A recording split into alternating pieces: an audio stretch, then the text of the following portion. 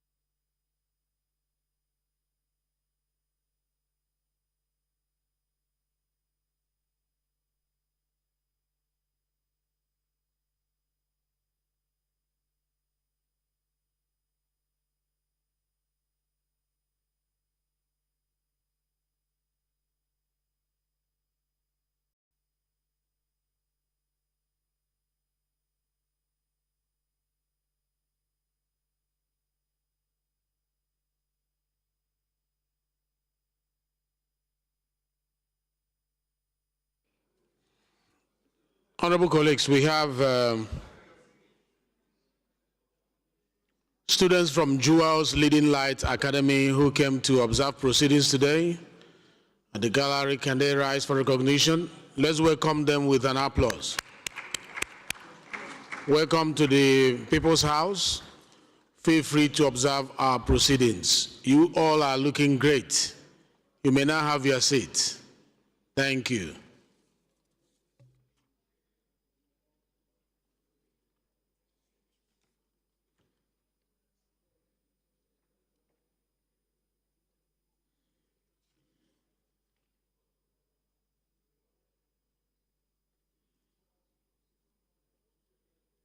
We also have 15 youth corpers from the constituency of Nnewi North, Nnewi South, Ekwusigo Federal Constituency, Anambra State, who have been invited by Honorable My distinguished Peter. honorable colleagues, the House is in session, please. House in session already, please. Hello, sirs. Hello, sirs. Honorable members, Honorable Agilo, House in session already, please. Please, please.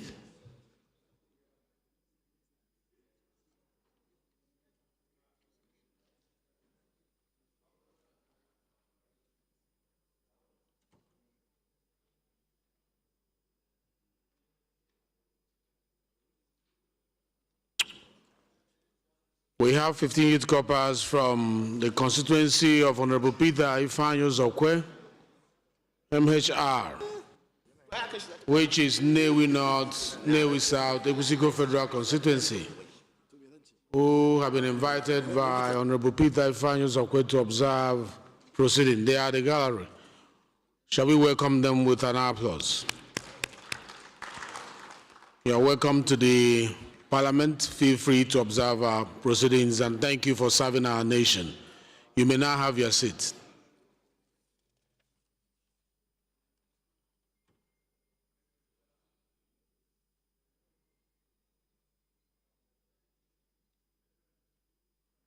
We also have the following people on the invitation of Honorable Ikagwanu Onyinye Ugochinyere, Ikenga Imo. They are as follows: Barrister Uche Nnamdi, Honorable Ernest Njesi, and Barrister Anderson Achilike. They are here to observe proceedings. Are they in the room? They are yet to arrive.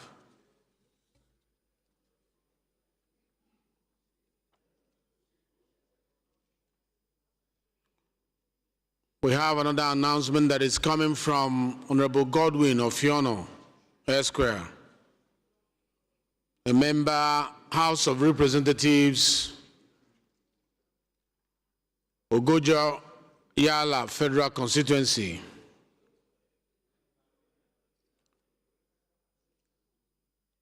letter of resignation from the People's Democratic Party. I write to formally inform you and my honorable colleague and the opportunities enjoyed during my period of service. It has become clear that the present structure cannot support my commitment to effective representation and the advancement of my political aspiration for the good people of Ogoja, Yala, Federal Constituency, and Nigeria at large. Please accept the assurances of my highest regard. Is Honorable Godwin Ofiono here?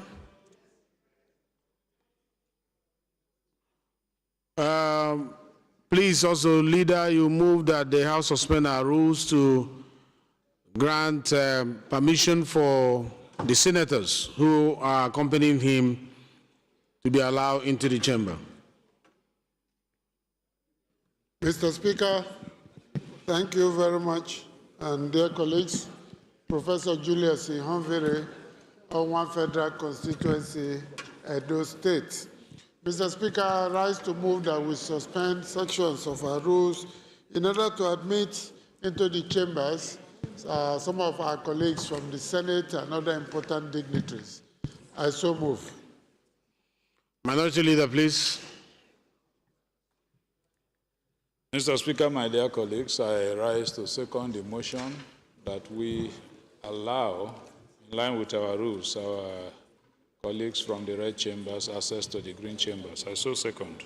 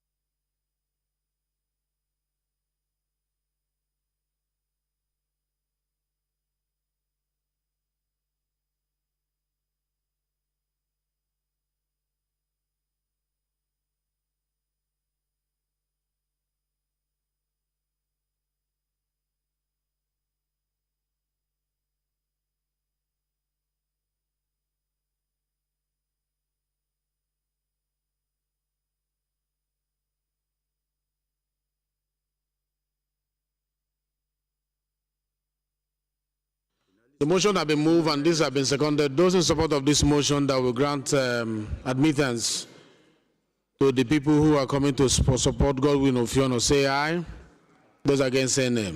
The ayes have it. If they are around, they should be escorted in. Godwin Ofiono, are you here? Yeah. Chief Whip, please, if they are around, work with Godwin to bring them in. Godwin, you are welcome to the party. And when you have the time, you come and have a handshake with the chair. When your guests are here. Thank you.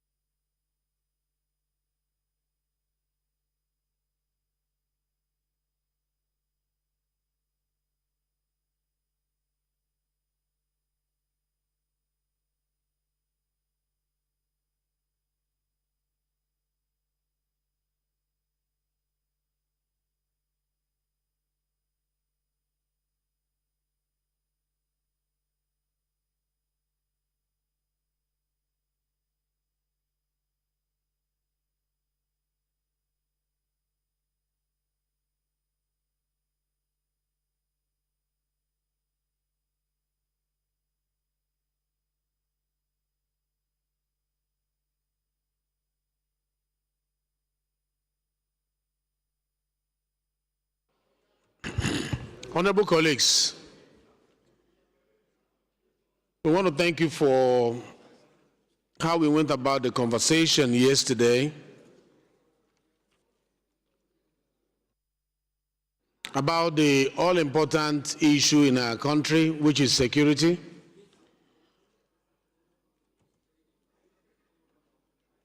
We are continuing today like the Speaker promised yesterday.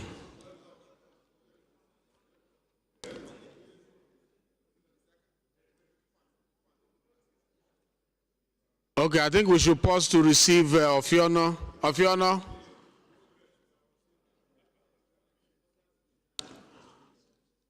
Ofiono is not ready. Let's proceed with our debate. Ofiono, we are on continuing our debate. If you want your senator to come and have a handshake with you, you better do it now, because once we enter into debate, you won't have the opportunity of doing it again. I can see they are not house positions, like the Speaker said yesterday. Every opinion expressed here, they should not be misinterpreted by the press as the position of the House. The position of the House will come at the end of this engagement, when we will summarize all inputs and come out with a document. I say this because we have seen a lot of narratives out there from our conversation yesterday. Please let us be well guided, especially those who are outside this chamber, that this is personal opinion, not the position of the House. Thank you very much. We are going to be starting this morning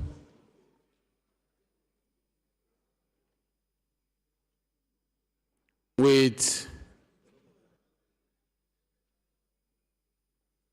the zonal leaders. But before we do that, throughout yesterday, I did not hear any woman speak.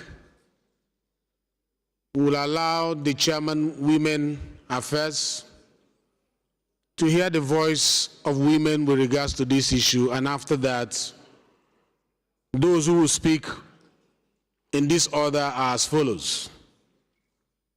Honorable Sada Solly will be speaking for Northwest. Honorable Kumo is not here. He's supposed to speak for Northeast, so Northeast have to give us the caucus leader that will speak on their behalf. For North Central, Right Honorable Wase will be speaking to us. And for Southwest, Honorable Isiaka will be speaking to us. For the Southeast, Honorable Igariwe will be speaking to us. And for South-South, Honorable Agbedi will be addressing us. When we are done with that, we will now go to the list that you submitted, and we will follow it in the order of the submission. We are given 5 minutes. Please, maximum of 5 minutes. You can finish in 2 minutes or 3 minutes.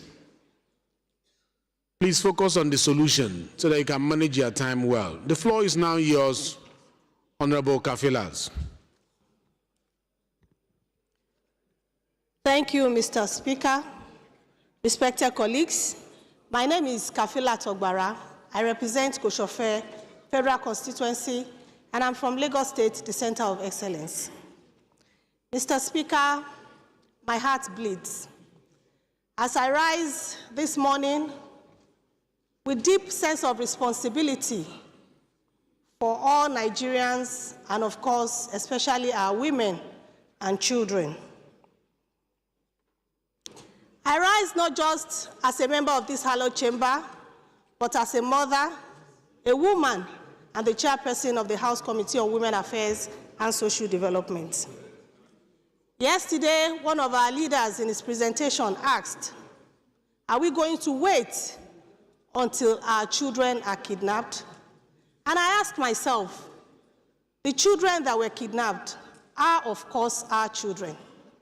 And we have to see that any Nigerian killed, caused injury, or traumatized is our own, because we represent them. The reality we confront today is not a distant episode in our national conversation.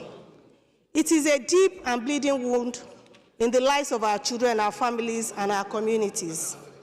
And I term the Papiri and Kamba abductions as a national tragedy. We are facing severe insecurity crises with widespread kidnapping and banditry. Absolute silence, please. When people go into communities please. to kill them, to traumatize them, this is nothing but terror. Let me be clear, these are not mere security failures. They are breaches of the most fundamental duties of the state, which is the security of lives and properties. And like I've always asked, when we have security issues, we need our governors to do more. The president cannot be everywhere. He cannot be in Sokoto, he cannot be in Zamfara, he cannot be in Ogun State. He cannot even be in Lagos State, his own state. We need our governors to do more. And this is the right time for us as a house to legislate on the right legal framework on our state policing. As politicians, we say every politics is local. For me, I may not be a security expert, but I know that every security is local. We need a security situation where our security operatives will be communicado, where Nigerians can call any security operative at any hour of the day, and they are sure to get the right response. And of course, an interactive one at that. When we have that, that is when we have the right policing. In normal climes, you find out that citizens police themselves. When you see something, you say something, you act and you do something. This is the only way we can have the right security network in this country. And I want to commend Mr. President for his empathy as a father and as a leader, his sacrifice in ensuring that the Kebbi girls are brought back. I want to also congratulate the families and the girls that got the escape. But I want to say that the brief relief felt by the families of those that escaped is overshadowed by the agony of those still waiting for a knock on the door, for a phone call, for any sign of hope. We have seen the children. Where are the kidnappers? Nigerians are asking. We have seen the children. Where are the kidnappers? We need to know. This crisis demands our urgent attention because children are used as deliberate targets. Schools that are once safe havens have become tragic targets. Heightened vulnerability for our women and children who face kidnapping, violence, exploitation, displacement, and psychological trauma. Mothers and female educators bear emotional and economic burdens, community disruption. And I must say that this trauma lasts a lifetime sometimes. We have to avoid this. Lifelong psychological harm. Children who escape captivity or witness violence often experience long-time trauma, insomnia, anxiety, nightmare, and withdrawal. I urge this Honorable House to adopt the following gender-sensitive security-focused measures. 1, we should establish a national safe schools protection framework, mandatory deployment of security teams to high-risk boarding schools, and also reinforce dormitories, night surveillance, panic alert systems, invest in early warning infrastructure, cameras, sensors, and secure communication links with law enforcement agencies. We should launch a national recovery and reintegration program, a dedicated federal rescue and rehabilitation fund for abducted and recovered children and staff. Access to medical care. We are faced with our soldiers at the front line having issues of medical care. They are not getting the right medical attention in time. This is an emergency that we must rise up to. We must empower and protect women educators, security and emergency response training for teachers, particularly women in high-risk locations. I want to also salute the courage of our soldiers on the field. Honorable Kafila, please stand for their up. sacrifice, their commitment, for laying down their lives for this country. A lot of us have our children wanting to be medical doctors, wanting to be lawyers and all that. These are people who have laid down their lives to sacrifice for this country. We must commend them, salute them. Thank you very much. Nigeria appreciates you. And I think Nigeria as a nation needs to do more for these people in terms of their welfare, for them and their families. Now we are looking to recruit more people. How many of our graduates wants to go there? Because the incentives are not enough. The welfare mechanism is not enough. We need to do more in this regard. And as representatives of the people, we must remember that Nigeria belongs to all of us. We must put in our very best to ensure that in our own little space, we secure our various communities because we represent Nigeria. Let's continue to put Nigeria first and ensure that Nigeria gets to our desired destination. Thank you, Mr. Speaker. Thank you, respected colleagues. Thank you. Thank you very much. We'll make effort to remain within that 5 minutes so that other members, because the list is much, other members will be able to, get a chance to speak. Please, 5 minutes is 5 minutes, not more than 5 minutes. We can summarize and then hit the real interventions that you want to make. I want to thank you for understanding. The floor is now yours for Northwest Caucus Leader, Honorable Sada Solly. Honorable Speaker, my name is Sada Solly, representing Jibia Keita Federal Constituency. Mr. Speaker, I'm the leader, Northwest Caucus of the House, by the decision of the leadership and by the support of my 92 members of the caucus. Mr. Speaker, let me re-echo what Honorable Kafilat said in response to the efforts of our gallant security men, especially in the armed forces, the DSS, the police, the civil defense, for their unwavering dedication, commitment to keep us safe, even at instances where a number of them lose their lives. Let me commend their sacrifice. It's a sacrifice that demands and requires the sympathy, the support of every member of this country. Mr. Speaker, I'm speaking for Northwest. Northwest security challenges trajectory. Mr. Speaker, Northwestern Nigeria security landscape is deeply a complex one and very multidimensional. The challenges are not just criminal, but structural, rooted in environmental stress, weak governance, and economic marginalization.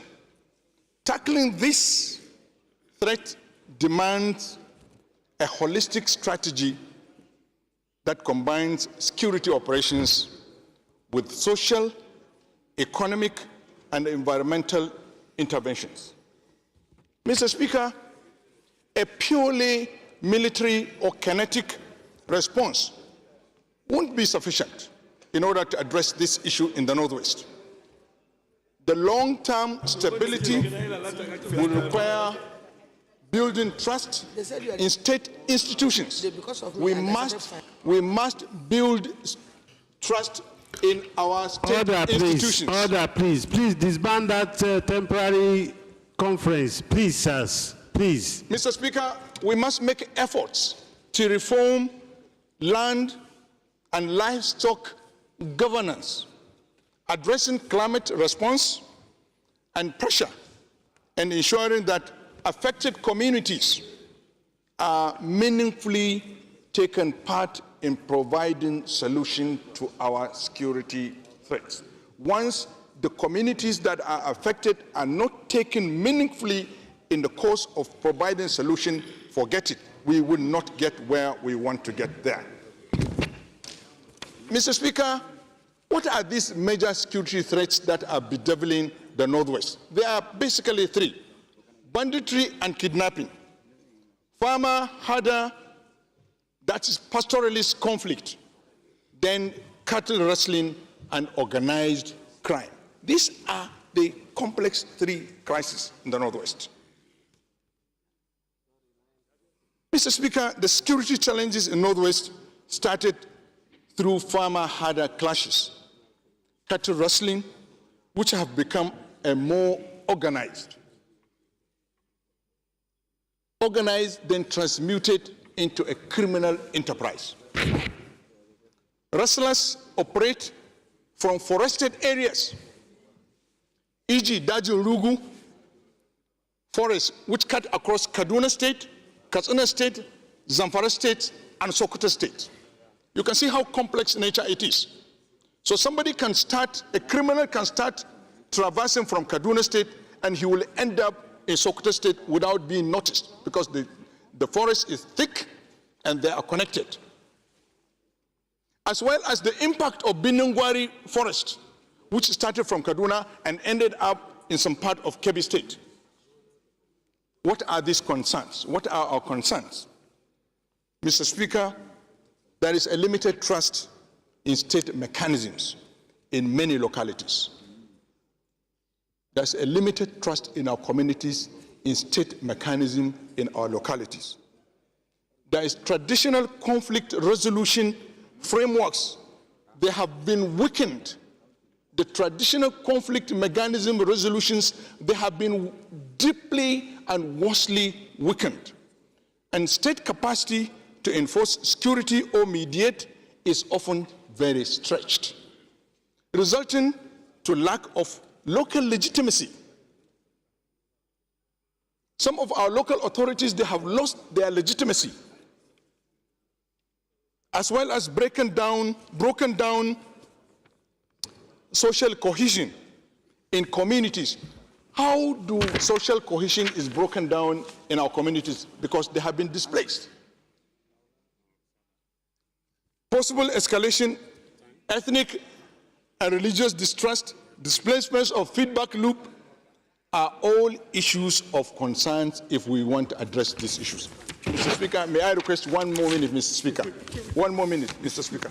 Mr. Speaker, I'm just looking at the challenges. I think the timepiece of the Deputy Chief Whip is different from my own. Thank you, thank you. By 1 Mr. minute. Speaker, Mr. Speaker, But the challenges in addressing these issues. Weak enforcement of reforms and policy directives. I'm happy now the federal government is trying to set up a transition that will make us forward in getting out of this open grazing. If federal government can fashion out a good transition that we can exit us and get into ranching, that will be a fantastic effort. Open grazing laws in some part of the north and ranching are not uniformly enforced. This is also another challenge. There is political resistance in these laws. We must look at that. There's arms control difficulty. It's difficult to control arms in this locality, particularly in the Northwest. Why? Because of proliferation of arms in the remote forested areas is logistically very, very difficult, extremely difficult. So we must look at that. Then coordination problems. Social, developmental, and humanitarian actors that are trying to render help are often operate in difficulties. Yeah, the 1 minute is over. I think the Deputy Chief Whip is biased. But I always enjoy listening to you, Honorable Sada. Very sound contribution, honestly very sound. Thank you very much. The next floor is for Northeast. And Honorable Betara, the floor is yours. Honorable Speaker, honorable colleagues, my name is Mukhtar Betara Liu.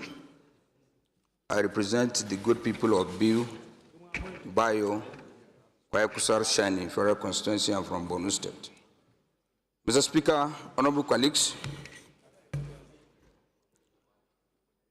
Mr. Speaker, I represent the Northeast. I'm from Borno, Yobe, Adamawa, Bauchi, Gombe, and Taraba.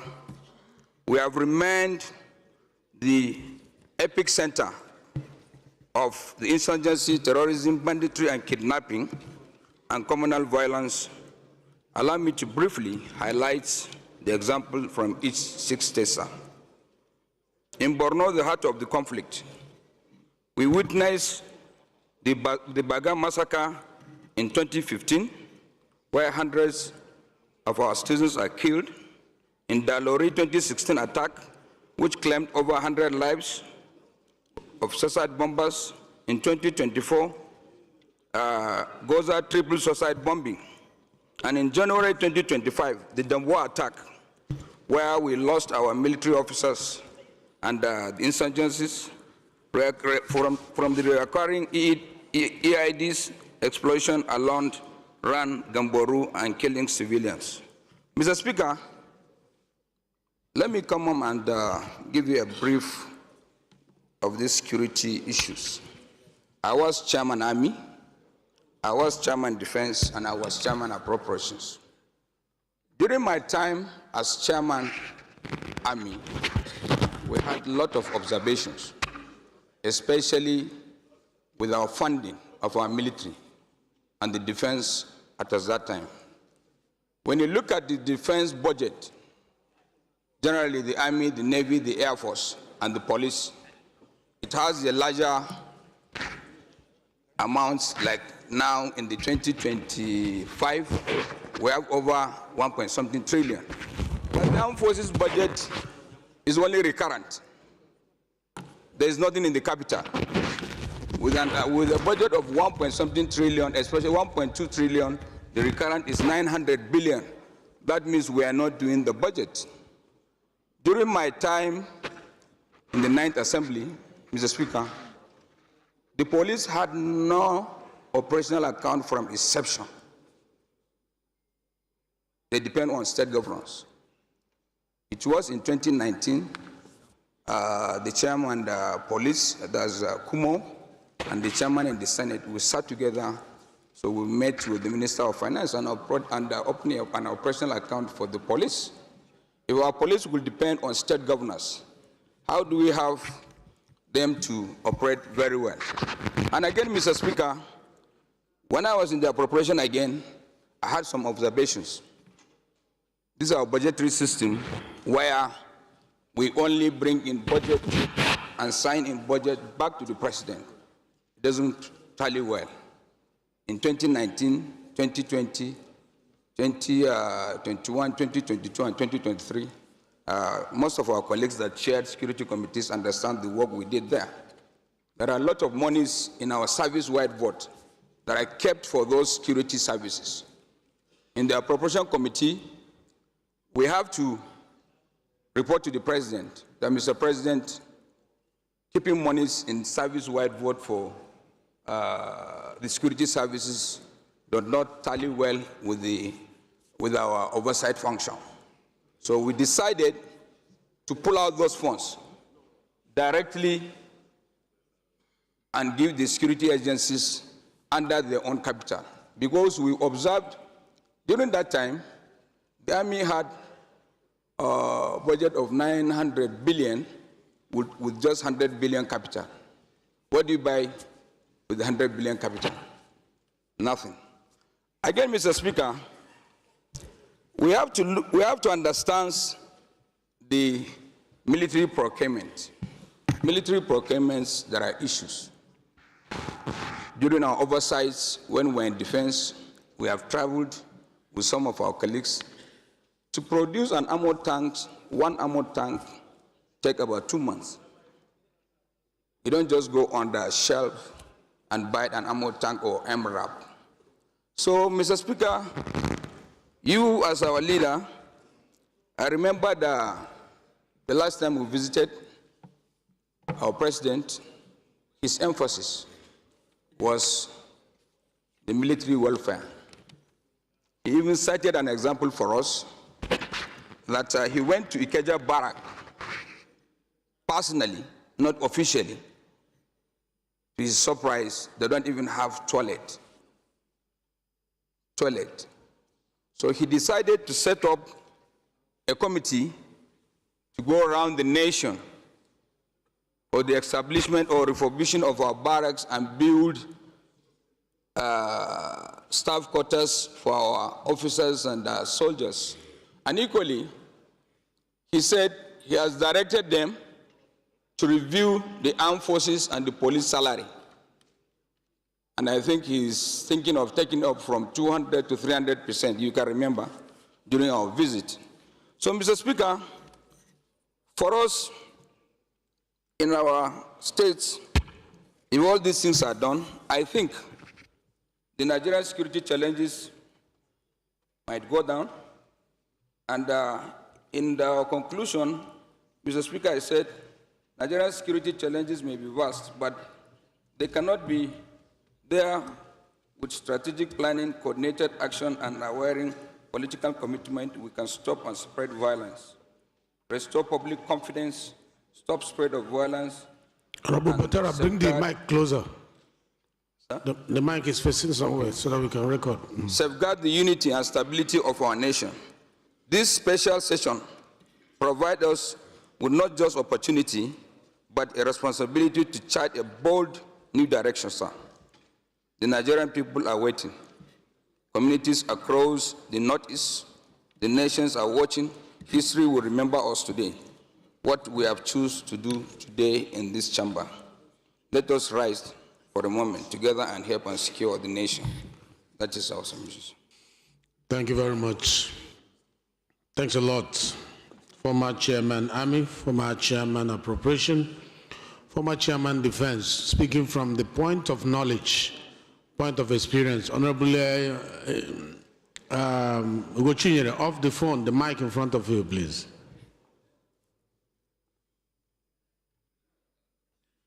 Thank you for sharing, and also thank you for reminding me the recent interventions of Mr. President.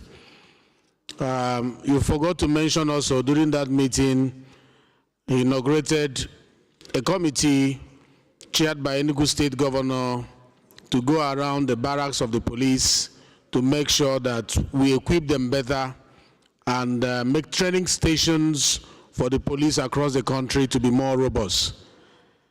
Thank you for reminding me that. The next to speak is the former Deputy Speaker of this Assembly, that is the 9th Assembly. The previous Assembly, 9th Assembly, my predecessor, our own leader, Right Honorable Idris Ahmed Wase. He'll be speaking on behalf of North Central. The floor is yours, sir. Your Excellency, Mr. Speaker, my respected colleagues, my name is Ahmed Idris, representing Wasai Federal Constituency, by the grace of God and by the leadership. Honorable Maki, please step into the Chief Whip space onto his back. Okay, no, he will sit around you. Leader of the North Central. No, go and come back. He will sit around you. And by the grace of God, I'll be speaking on behalf of the North Central. Mr. Speaker, respected colleagues, I want to appreciate the leadership for this gesture and wisdom to bring us together to put a special day for us to discuss the security situation in our country. Mr. Speaker, respected colleagues, North Central, the main and the real area where 52% of the insecurity and insurgency in this country is taking place. The Speaker, respected colleagues, our people are dying, our people have been displaced, both those who are in the military and those who are in the armed forces and those who are at home. The Speaker, respected colleagues, I want to say that there is every need for us to review what is actually taking place. Today, Nigeria takes 52% of the criminality in terms of insurgency and whatever within the West African region. And like I did mention, more than 50% of it is within the North Central of Nigeria. Mr. Speaker, respected colleagues, what is happening has to do a lot with criminality, and I want to disagree with those who are bringing religious inkling into it.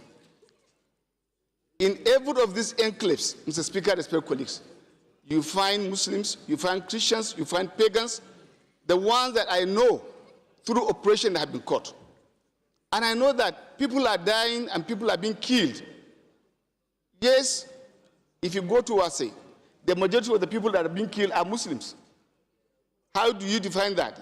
Eliminating Muslims? If you get to say possibly Bokos, maybe the much number of people that are being killed are Christians. You define that as being genocide. This is where I want to say and bring the attention of all those. I watched the program yesterday and I saw the person on channel insisting that this has to do with genocide of Christians. And I said no. And I said no to it. It just has to do with criminality, and we must brand it as criminality. Otherwise, that division of religion will continue to have effect on us, and before we know it, we cannot tackle and deal with the problem effectively. Mr. Speaker, respected colleagues, as I'm speaking to you, within the armed forces, I once spoke here, I lost one of the most gallant Nigerian soldiers, my cousin, Colonel Bako, in the course of this. I lost my younger brother, same mother, in Bama. And today I will say, without missing words, that even as we try to solve issues, the vigilantes and those who volunteered, just 2 weeks ago, I lost my nephew. So I know what it means, and I speak with pains. Let not the political aspect of what people are trying to divide, the little gain we are having in terms of democratic dividends, be scuttled by those who do not want democracy to strive. And so they're doing everything to ensure that we do not have peace. And Mr. Speaker, respected colleagues, I want to say that and bring the attention of this parliament. This is one other area we must settle. The issue of indigenous citizenship is one very key area that is dividing this country. Most of us here, those who are privileged to travel to America, I don't want to call their names, will have their wives pregnant, and they will carry their wives to America. Within 6 months, they will give birth there, and they will have citizenship of America or Britain. But here in Nigeria, you will have somebody who is born, bred, his grandfather, and at the end of the day, you say, no, he's an indigenous of that place.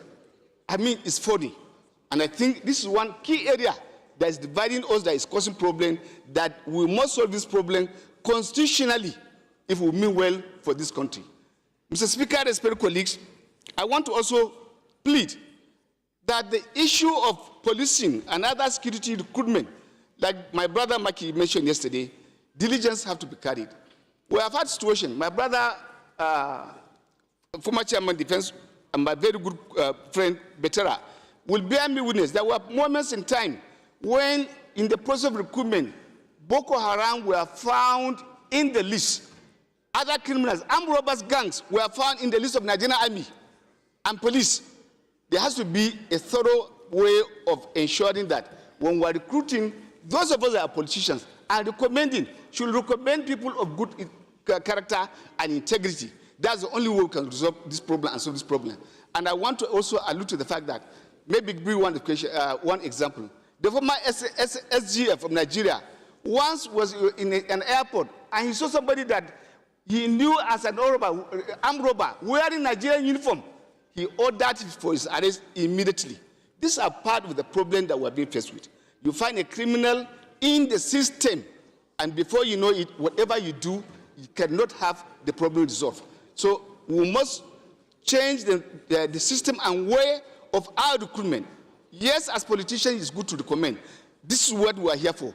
But when you are recommend people of integrity, people that will have minimum standard and ensure that we give the best services to our country. The number of policing is far below the UN recommended position. And the quick example I would give, Mr. Speaker, and respected colleagues, that in a very small country called, called Egypt, where the number is not up to 100. We can wait for you to get it. 100 million.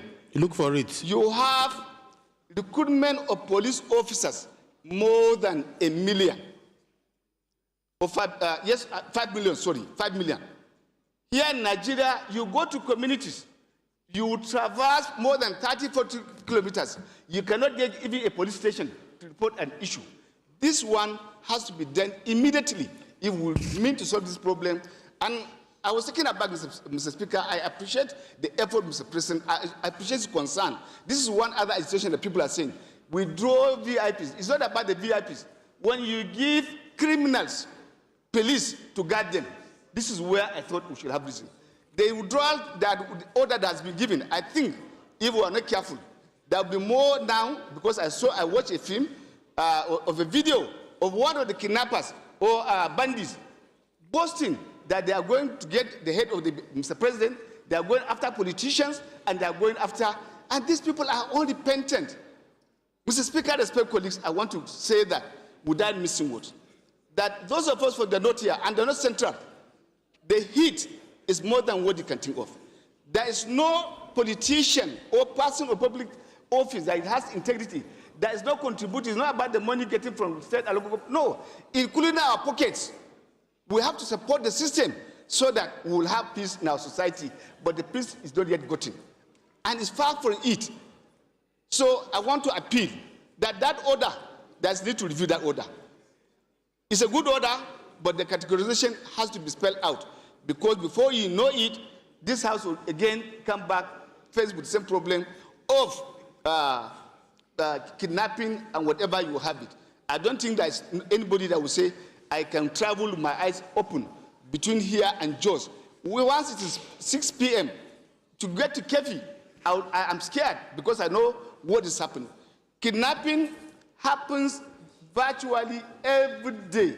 Mr. Speaker, respect colleagues, in 1 year alone, bandits collect ransom of about 5 billion naira. This is fantastic. 5 billion. And in 1 year alone, 30 facilities were recorded in terms of death, killing within our own society. In 1 year alone, sir, in 1 year alone, or within the Boko Haram threshold, what we lost is more than 30,000 people that are killed on the process of this banditry and whatever. Mr. Speaker, respect colleagues, the issue before us is more than what possibly we are looking. The gravity of it is so endemic that I think and I pray that at the end of this, it will not be one of these rituals that will come, speak, document, and nothing will take place. My prayer is that we'll look into it holistically. Like I did mention, we need to go and have some work. And even when it comes to religious, sir, the budget we made last year, almost 30% of the budget, almost 30% is supposed to be for security. If there are releases and there are proper execution of what was supposed to, I think we might have some problem. I want to believe that there's need to scrutinize this budget. And I'm also recommending, sir, apart from what we are doing, that there's need to call the service chiefs for us to go into executive session, discuss this matter, because not all the things we are supposed to say can be said outside. There is need for the House to call the service chiefs. There's need for the House leadership after this one to interfere with the Mr. President to ensure our recommendations do not go. Do not forget, sir, in the 9th Assembly we had security summit. Recommendations were made, but what has come out of it? Nothing. Mr. Speaker, respectfully, the number of people we have lost in terms of senior personnel, even during the civil war, we do not miss our men of the services in that country. The last is about the issue of synergy. What happened in Kebbi is almost the same thing everywhere. And I want to recall to the Parliament that the Department of State Security Service are always up to their own responsibility. And I do not miss that word. They are always up to responsibility. The example was before the attack of Kuje prison, there was a report. Those who are supposed to implement neglected. The same thing happened now in Kebbi. There was a report, and the security council meeting was held at the state. At the end of the day, there was a directive, but an hour before the bandits struck in, the people on ground withdrew. This is one other area that we must look into. There must be synergy, there must be collaboration between all our security agencies. Otherwise, it is going to be an exercise in futility. And I have never seen a country like ours, sir, where you neglect the advice of your own intelligence. It's important that we take them serious. It's important. As far as I'm concerned, if we are taking the security intelligence reports seriously, the crisis in Plateau State and other places may not have taken place. The last is about our judicial system. Why will you arrest somebody with criminality, keep him, and he'll be there for 1, 2, 3 years, 10 years? There is no judgment. This we also have to look at. Is it about the laws? Is it about the provision in the Constitution? This is an area that we need to amend. Sir, I do not believe that we need to negotiate with criminals. I do not believe that there's need to allow those criminals outside for what is being done. We are seeing. Why will criminals come to town to a wedding with guns in convoy, and we have the security in this country? They cannot track them. I watched with nostalgia again a small boy of not more than 10 years from Zamfara Osokoto who visited Bello Turji in his own enclave. The boy said he survived by leg to reach out to him, that he wanted to be in his own gang. Came back. From that story alone is sufficient if we are serious and we are serious to use that boy to track and get to where those people are. I believe some people are benefiting, and that's why they don't want this matter to end. If they're not benefiting, why are we not? We have excelled. We have done exceedingly well as far as the Nigerian Armed Forces is concerned. We have gone to Liberia and other countries, done well, come back to this country. I can tell you for free, sir, before my cousin was killed, he came to me to say, I want to work, but they want to kill me. Help me transfer. My colleagues will bear me with those who are in that formation. Help me transfer out of that place. There's nobody in Yobe and Borno that does not know, and that's why I want to thank Governor Zulum. He is somebody that is doing well. After his death, he has maintained the family, bought the house for the family, doing a lot for the family. There are very few who care about that. I can tell you for free, sir, when he told me this, I said, my brother, take it as a question. He said, no, I want to do the work. This is what I subscribe to do. But they will kill me because there is sabotage. They send him on an errand to do the job. On return, they asked him to go back again. And on his way, he was ambushed and he was killed. My younger brother that I mentioned came to me to say, transfer me, my sino. I want to leave this place. I said, I won't do that. Those who don't have people of authority in authority like me, what is their own position? He said, I want to do that. I've been to Liberia. I've been to other places. But these people will kill me because they are not supporting us. There's no equipment. Okay. Barely 1 month after, they kill him. The wife of this person, this is what I want to tell you, sir, came to me crying, don't make me a widow. They will kill your brother. I am saying that serious collaboration and gap even within the system. And this one have to be looked into. Thank you very much, Mr. Speaker. Thank you, respected colleagues. I pray that God will continue to grant you the wisdom and the wisdom of Solomon to lead our country right. Thank you, sir. I so submit. Thank you very much. As the former presiding officer of this House, we extended your time as a mark of respect because you once sat here, and we sympathize with you for the losses, and I'm sure there are so many in this room that have lost one person or the other across the nation. We raise issues that are topical, and we are noting them. Thank you very much. Please, the next to speak is the Deputy Chief Whip of the House, and he'll be speaking on behalf of the Southwest. Honorable Isiaka, the floor is yours. Now that you are the timekeeper and you are going to speak, what will happen to our time? I think I will ask the chair will regulate you. The floor is yours.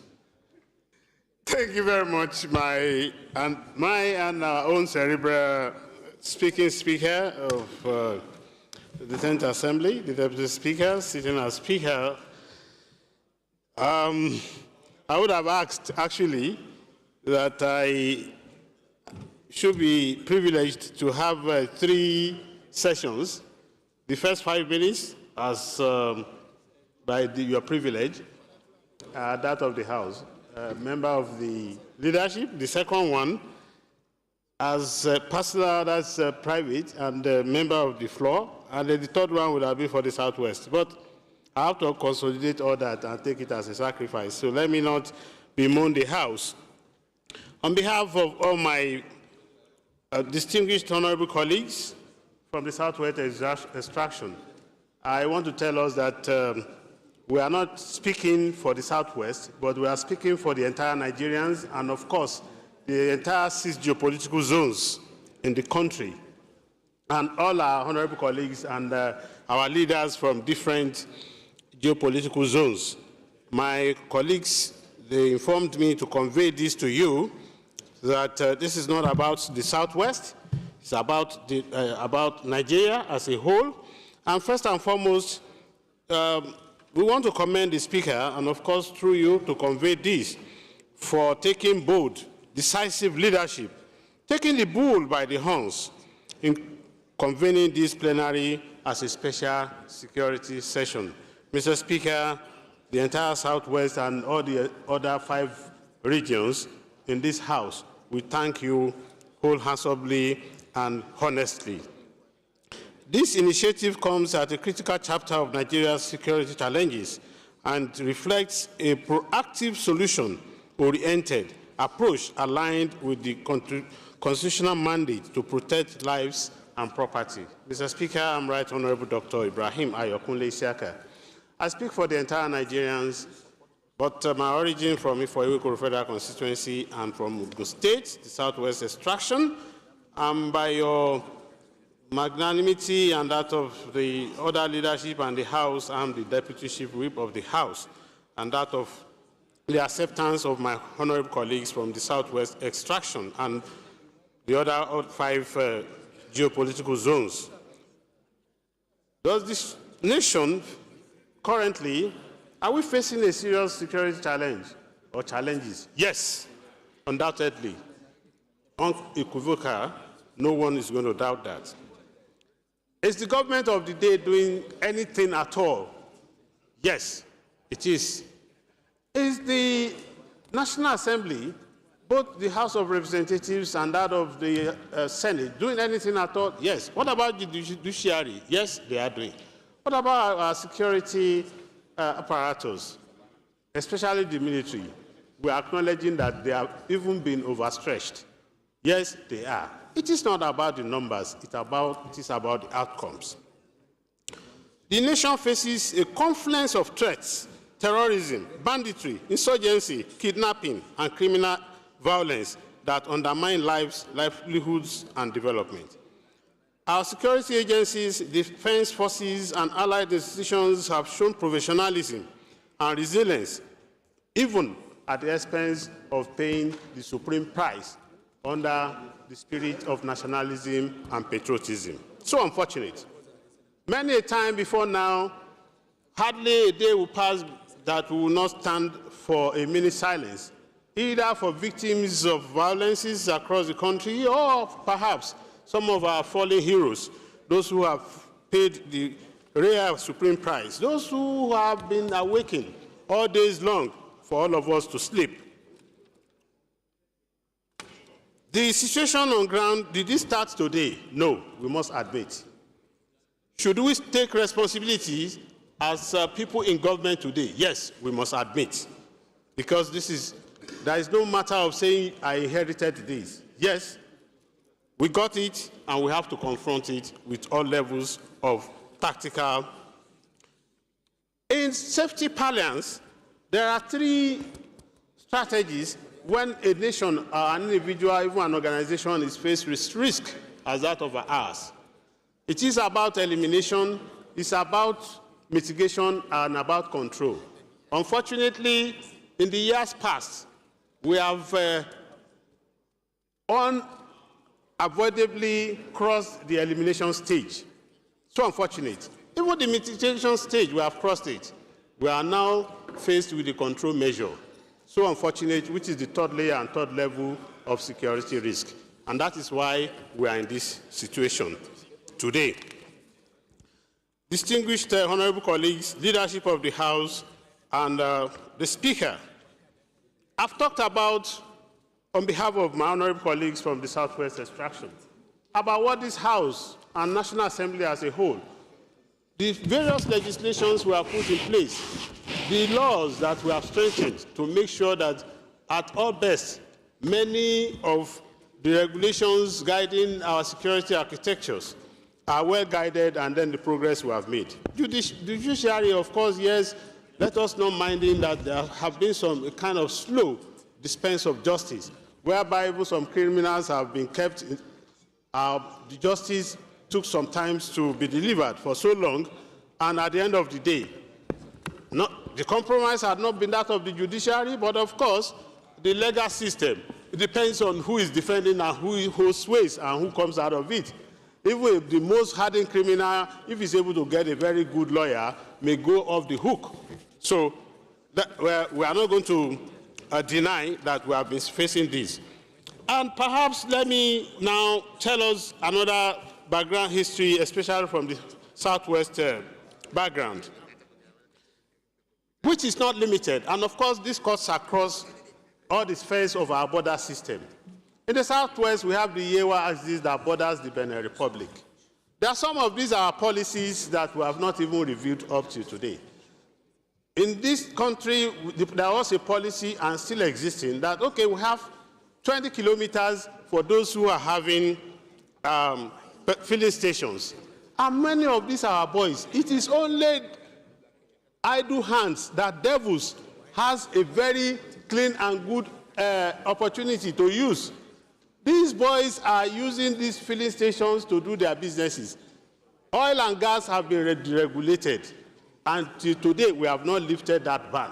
So these boys are even ready to collaborate with bandits to hold sway in all these our borders. They can't do anything because their means of livelihood have been tampered and stopped. We need to review this, and I know I'm not talking about the Southwest, I'm not talking about Yewa alone. We have even the Niger, we have in the other Kebbi that has even less than 3 kilometers to Cameroon and to Niger Republic. So all these border areas, we need to review the relationship with our boys that are on these boundaries so that they will be of helping hands when they have something to do. Then again, I want to further say that recently, just yesterday, just for us to know that this is not limited to only South, Northeast, North Central, there was a threat to the Federal Polytechnic of Ilaro just yesterday that bandits, they wrote a letter, they will be coming to attack the Federal Polytechnic in Ilaro.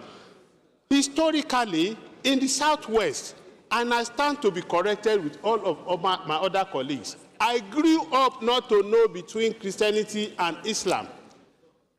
I was born as a chief, under the chief imam of my place.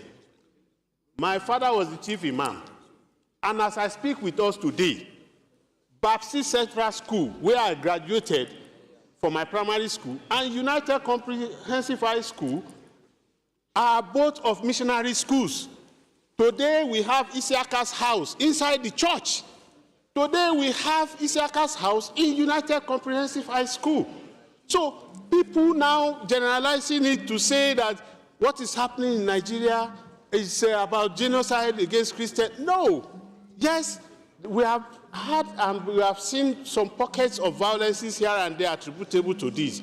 But should we admit that we have general problem? That is what we should, and not to escalate it to be saying that we have the issue of Christian-Muslim genocide, not to inflict pains that may become an everlasting one into the hearts of even our unborn children. We need to strengthen our borders management, arms control, and criminal justice responses to high-impact offenses. And finally, without taking much of the time, Mr. Speaker, distinguished honorable colleagues, we want to call for unity and shared humanity across Nigeria's diversity, irrespective of our religion, irrespective of our tribes, irrespective of where we come from. The security challenge does not have an ethnic or religious coloration. Family across the Southwest live in harmony, but that we should not take this as the yardstick across the country.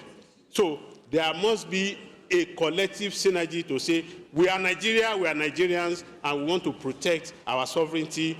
We can only do that only when we come together and we see ourselves as one, and we don't allow anything to divide us. Going forward, our security architecture to be improved upon. Mr. Speaker, for want of time, I want to thank you very much for yielding the floor to the Southwest to air, on behalf of my colleagues, our views. Thank you very much, sir. Thank you. Thank you very much. The next to speak is from Southeast, Honorable Igariwe. That will be followed by the speech of Honorable Agbedi. I hope he's in the house. After Honorable Igariwe, it will be for South-South Agbedi. But if he's not in the house, let me be communicated who will be standing in. The floor is yours now, Honorable Igariwe.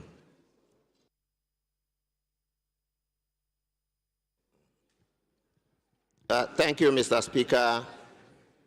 My respected colleagues, my name is Right Honorable Igariwe Iduma Enwo. I represent Afikpo and the Federal Constituency. Mr. Speaker, I'm from Ebonyi State. Mr. Speaker, with respect, I wish to join my colleagues who spoke yesterday. I wish to join them in appreciating this idea from the leadership about a debate on the state of insecurity in our country.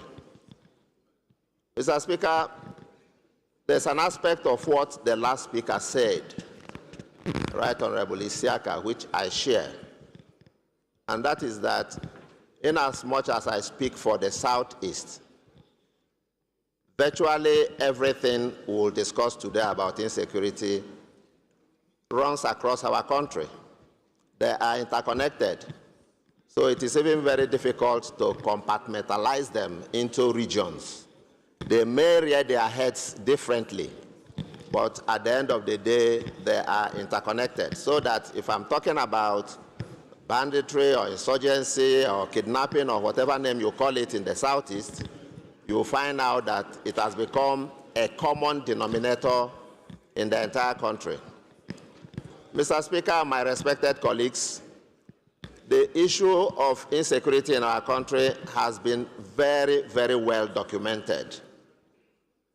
In fact, I find it very difficult making a rehash of what my colleagues have said. It has been very, very well documented. There is hardly anything new anybody is going to say. We are not trying to reinvent the wheel in terms of how to tackle our security challenges. Mr. Speaker, let me draw our attention to just the last, the 9th Assembly. Mr. Speaker, this Honorable House picked about 40 of us and took us to the to NIA, National Intelligence Agency, where for 1 week, 7 clear days, we brainstormed on the causes of insecurity in this country and how to address them. Mr. Speaker, this House came out with a report, a resolution, and transmitted same to the executive. That was the last administration. Mr. Speaker, up till date, we do not have, I don't have any recollection that that administration did anything about our recommendations. Mr. Speaker, that brings me to the major problem the core of the problem we have. It is implementation. Somebody once said that in policy, implementation is the graveyard of policy in Nigeria. We have all the beautiful ideas. My colleagues have all made all their recommendations, all their opinions, all their suggestions. But when it comes to implementation, that is where we have the problem. And that is why some people will tell you that where is the will to implement all these things we are saying. So, Mr. Speaker, I don't think there is anything new anybody is going to say in terms of insecurity or how we should combat it in this country. It is all well documented. What we should do is to make sure, is to, as much as possible, implore the executive arm. We don't implement these things. All our resolutions, there's hardly any week we don't have a plethora of resolutions on insecurity. What has happened to those resolutions? We are not expected to implement our resolutions. Our resolutions are our opinion, the opinion of a house, just like you let us know at the beginning that at the end of the day we are going to come up with resolutions. We are not going to implement those resolutions. We'll still take them to the executive arm. So what I'm suggesting, Mr. Speaker, is that the leadership should also interface with the executive to ensure that some of these resolutions, including past ones, are implemented. If they are implemented in a holistic way, in a structured way, and not the knee-jerk approach we are adopting to insecurity in this country. Yesterday, I was reading about Kebbi State, Kwara State, and what other state, where they said there will be air surveillance. So after this week, what happens to the air surveillance? Maybe next week, when we don't hear there was kidnapping in Niger State or in Kwara State, nobody will talk of air surveillance again. Whereas a holistic approach will make sure that the correct thing is done. So, Mr. Speaker, I'll end by imploring my colleagues, the leadership, to get in touch with the executive arm and ask them to do the needful, which is to chest out and implement the resolutions within they already have them, so that this country can be a place you can sleep and close your eyes. Thank you very much. Thank you very much. Thank you for sticking to 5 minutes. I was actually regulating you. It started exactly 12:40, and by 12:45, you were done. For me, that is discipline. And yet, the content of your message, the clarity was there. I must commend the House for this solemn assembly. It is solemn in the sense that lives have been lost, and it is painful to all of us.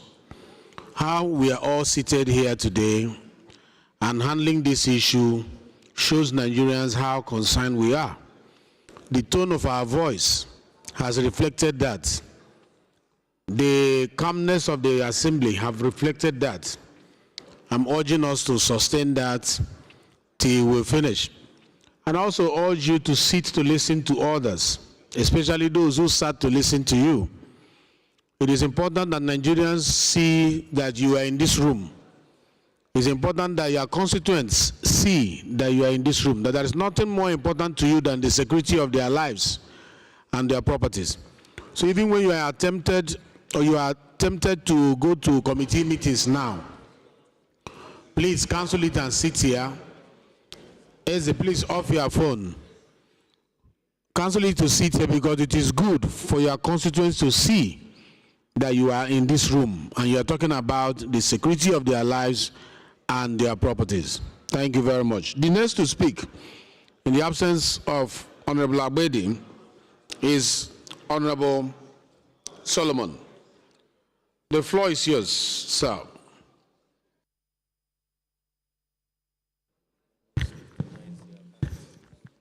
Thank you, Mr. Speaker, honorable colleagues. My name is Solomon Bob from Rivers State. First, I would like to commend the wisdom of leadership to have brought this session about since yesterday. This is about the first time in this 10th Assembly I'm seeing such a robust discussion on any issue on this floor. And like I said yesterday, after we closed, I was talking to the Speaker and his deputy that we should do more of this. What we are doing here today resonates very well with the general public. We've got a lot of commendation from yesterday to today. Now, regarding the issue at hand, I will take it up from where Gary Way stopped. There is scarcely anything that will be said now that will be new.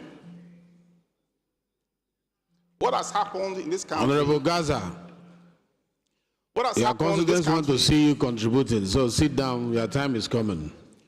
What has happened in this country is an abject lack of courage. Every president since 1999 till today has demonstrated an embarrassing lack of courage to deal with an issue that has festered. We are appeasing terrorists. We are placating them. They engage in negotiation.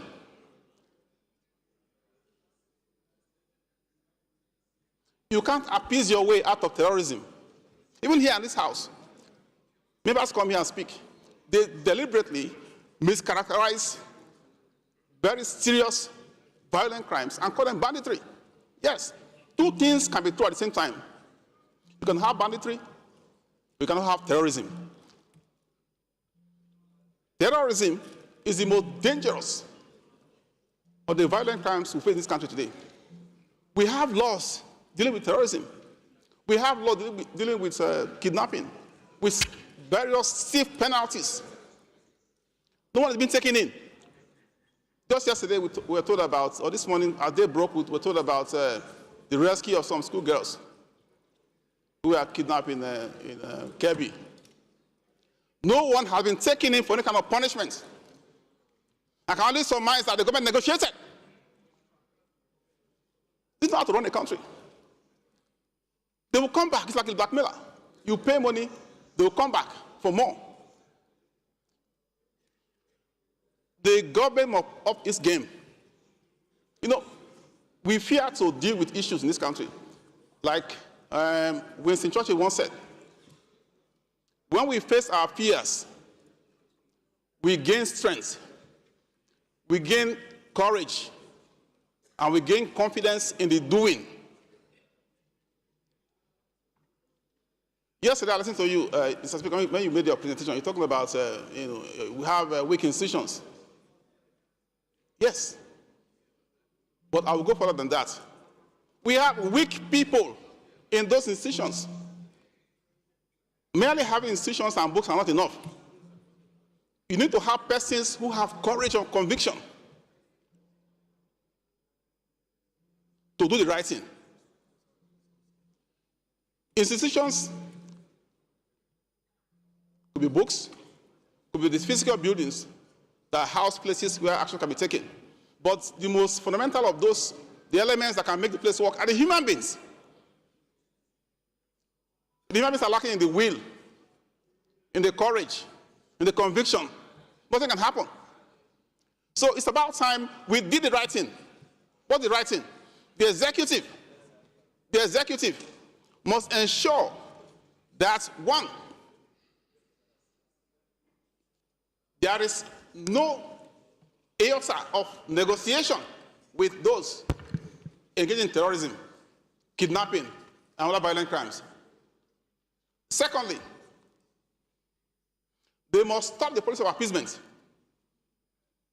We hear people come out publicly and say, don't touch terrorists.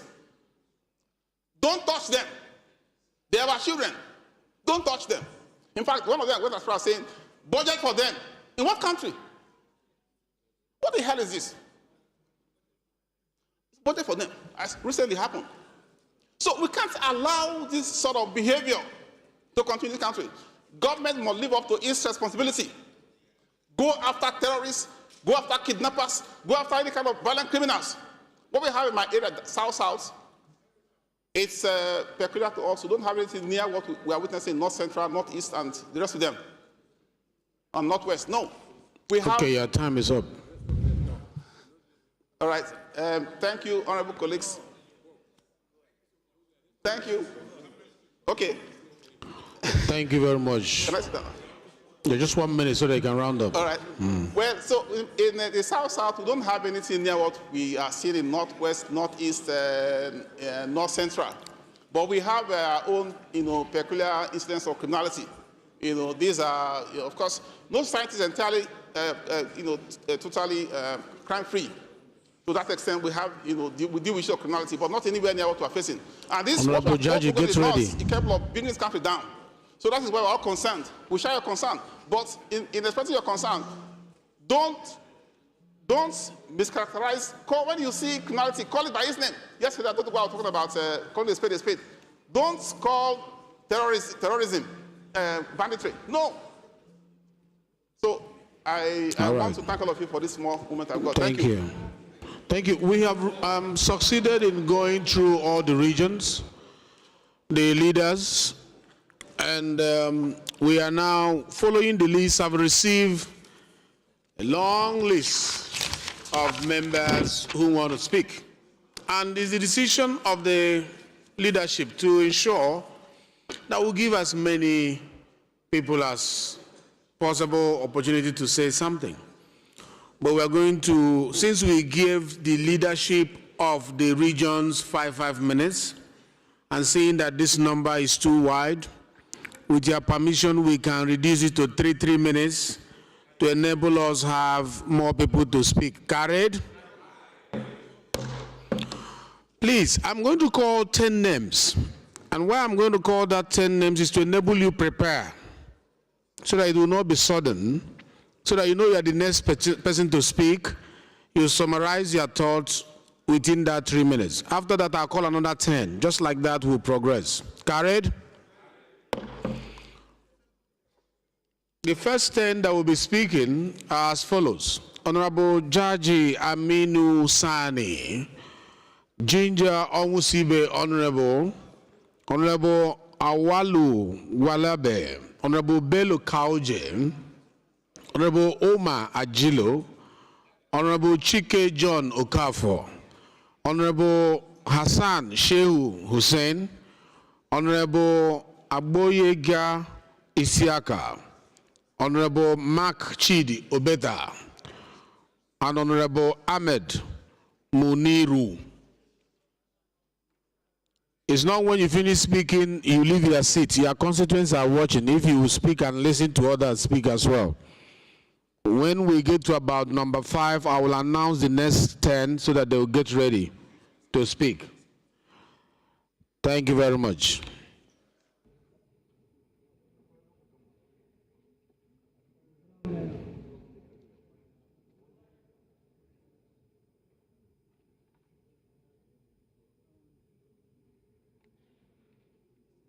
Okay, before Honorable Judge speaks, let's yield the floor to the leader who submitted his name, and Honorable Madaki. But Madaki is not here.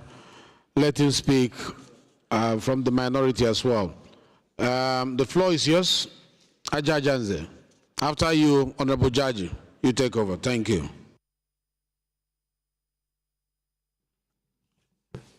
Thank you, Mr. Speaker, the leadership of this House, and the distinguished honorable colleagues. My name is Honorable George Ozodinobi. I represent the good people of Unjikoka and Ochadunukofia Federal Constituency. I'm from Anambra State. Mine is a short one.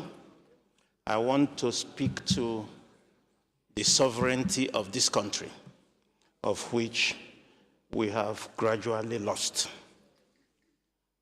As a child, I can beat my chest today that I'll be one of the few here standing that saw war as a child. What is happening in Nigeria today, especially in the north, Nigeria is at war. We must call it that. We must wage what is happening in the north, confront it as we are fighting war. I want to speak Mr. Speaker, on Nigeria as a sovereign nation. The news of the capture of this and summary execution of Brigadier General M. Uba by Aswad really broke my mind.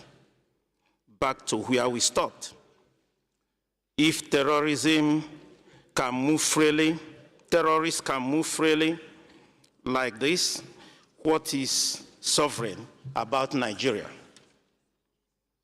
Some people were shouting Nigeria is a sovereign nation. We don't need America. We don't need anyone. But Nigeria went to Congo. Nigeria went to Liberia through ECOMOG to help them out. We need help this time. Even if it's coming from Mali, from Chad, from Burkina Faso, we need help. Our children are being molested in the north. Our girls are being molested in the north. We were refugees during Nigerian Biafran War. As a child, I know how my parents suffered to keep me alive for that 3 years. But let us tell ourselves the truth. What kind of sovereignty allows terrorists to capture and kill a whole general like a common criminal?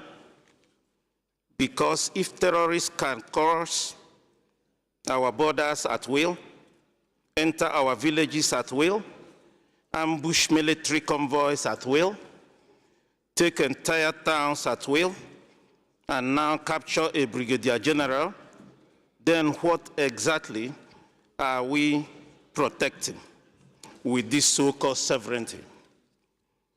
Is this sovereignty when terrorists are the ones controlling forests, highways, and communities? Is this sovereignty when commanders are killed and everyone stays silent, and our children out of school? We opposed the US when they wanted to help Nigeria destroy terrorists. We shouted, don't interfere, don't touch our sovereignty. But what is left is to protect when terrorists already operate like a government inside a government, a country that cannot secure its land is not sovereign, it is vulnerable. This is a personal opinion. A country where terrorists can humiliate military is not sovereign. It is under siege. A country that refuses international help while soldiers die is not sovereign. It is stubborn to its own destruction. If a general can fall like this, then all of us are naked. This is not time for pride. Take entire towns at will, and now capture a brigadier general. Then what exactly are we protecting with this so-called sovereignty? This is not a time for pride. This is not a time for ego. This is time to ask, what is sovereignty? What? If it cannot save a single life of a Nigerian. Truly, a country of particular concern. As an opposition, I'm standing here to say that, Mr. President, I've observed over time since 1999, he's a very courageous person. That's why in 1999 in Lagos, I voted for him to be a governor. And I also saw his courage when, a minute after being sworn in, he removed the oil subsidy. Though timing was wrong, I saw his courage when he brought off 4 tax bill here, we passed. We saw his courage.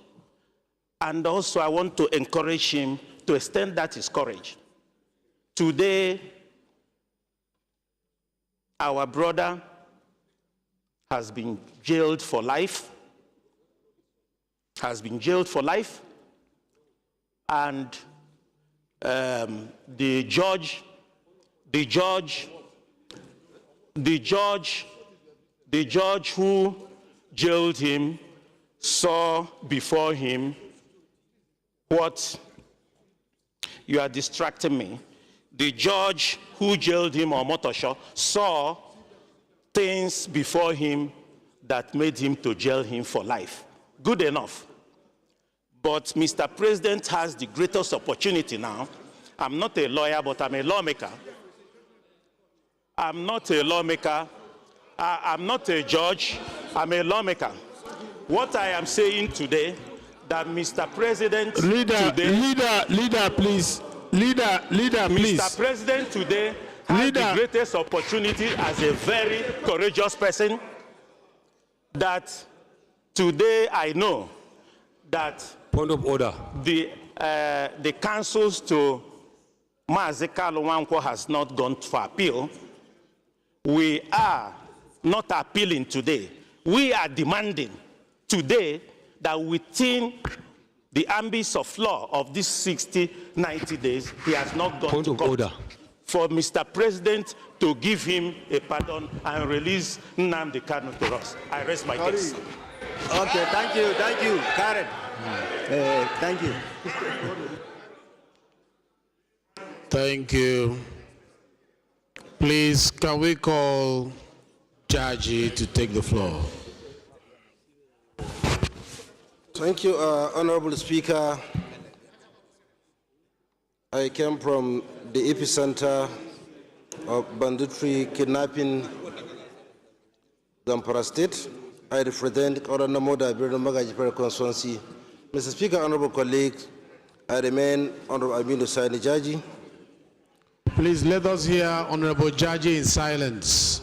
He has been quietly listening to others, and we are going to be quiet when we listen to you.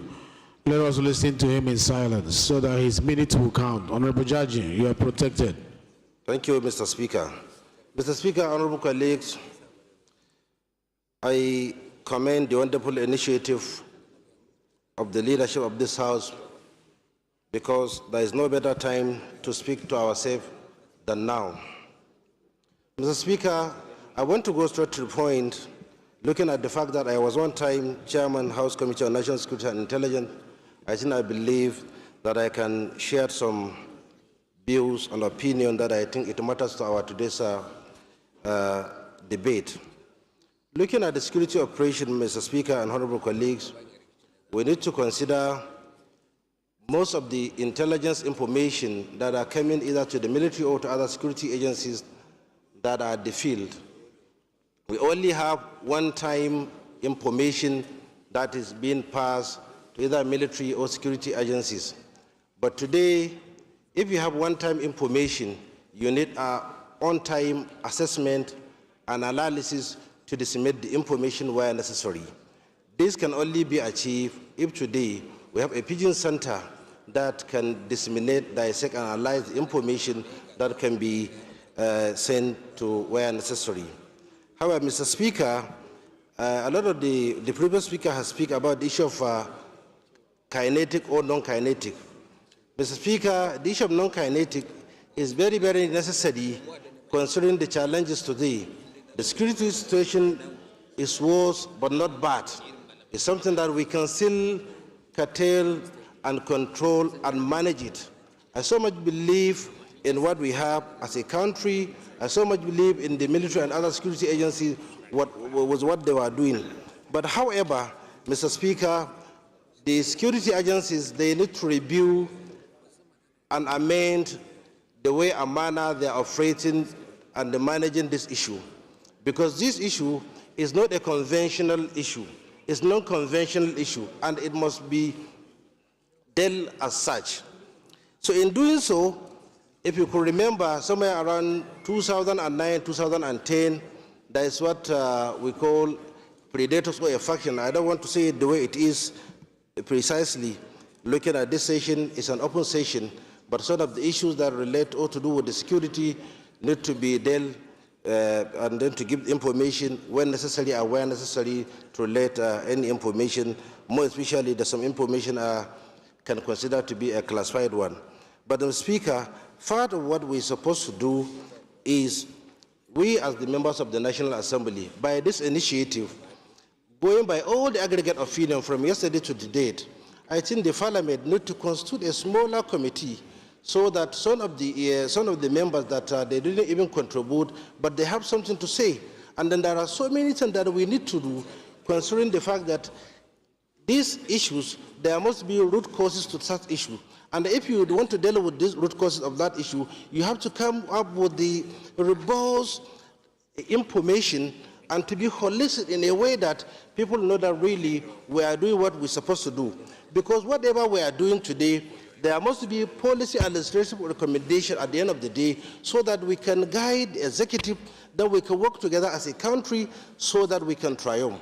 However, Mr. Speaker, I want to, in the issue of non-kinetic, people are misunderstood the concept simply because issue of non-kinetic must be all-inclusive. It's not issue that either the national or the subnational is working at parallel to each other. It must be, they must work together in harmony to ensure that the non-kinetic is at place. But before non-kinetic, we must ensure that the kinetic measures or mechanisms that we employ it, and then we are able to suffocate and to weaken the terrorists, the bandit, and what have you, so that we can get it. However, Mr. Speaker, in considering this, if the House will all agree that really the Parliament need to consider a committee, but at the same time from the executive, they need to consider it, to organize something like that, so that they can review many opinions, so that they can understand that there are so many things that today we need to understand. This thing is a venture, and this venture is about many mocking venture. And then most of the terrorists and the insurgents, they so much rely on the mineral resources that they are illegally mined in most of the state or places that this thing is being undertaken. So if we refuse to address this issue of this, how we mine our mineral resources across the state, going by the global demand of most of these mineral resources, just like what I saw 2 days ago in Benue from Kwande, the reason why this issue are becoming so proliferated, it is because there are people that are mining tourmaline, but the global price of tourmaline today, 1 carat is equivalent to $50,000. So you should know that certainly who are those mining it. And not only there are so many places like that. Going by the global demand of lithium, this year alone, the global demand of the lithium is 240,000 tons per annum.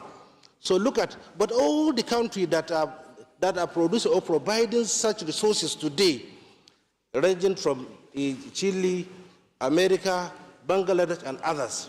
So if you go by your deposit, you know that really the Nigerian one is not in any way registered from any of the market, but there's a lot of exploration going on.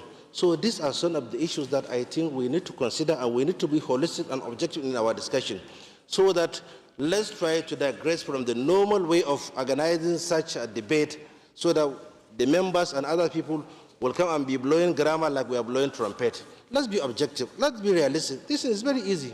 So we should not blame anybody. Let's try to work so that we can achieve the best that I believe that the Nigeria will come up very, very strong. We have to. Don't say that you love Nigeria. If you love Nigeria, be patriotic. If you are patriotic to your country, that is when you can do the best for yourself. Thank you, and God bless you. All right. Thank you very much, Honorable Judge. That was straight to the point. Like we said, 3 minutes so that we can have more people, because that was what we voted. The next to speak is Honorable Ginger Onwusibe, while Honorable Jafar Muhammad Ali gets ready. 3 minutes, please. Thank you, Mr. Speaker. Dear colleagues, my name is Ginger Obinna Onwusibe. I represent the people of Isialangwa North, Isialangwa South Federal Constituency. Mr. Speaker, I am an Ungba man from Abia State. I rise this morning with heavy heart.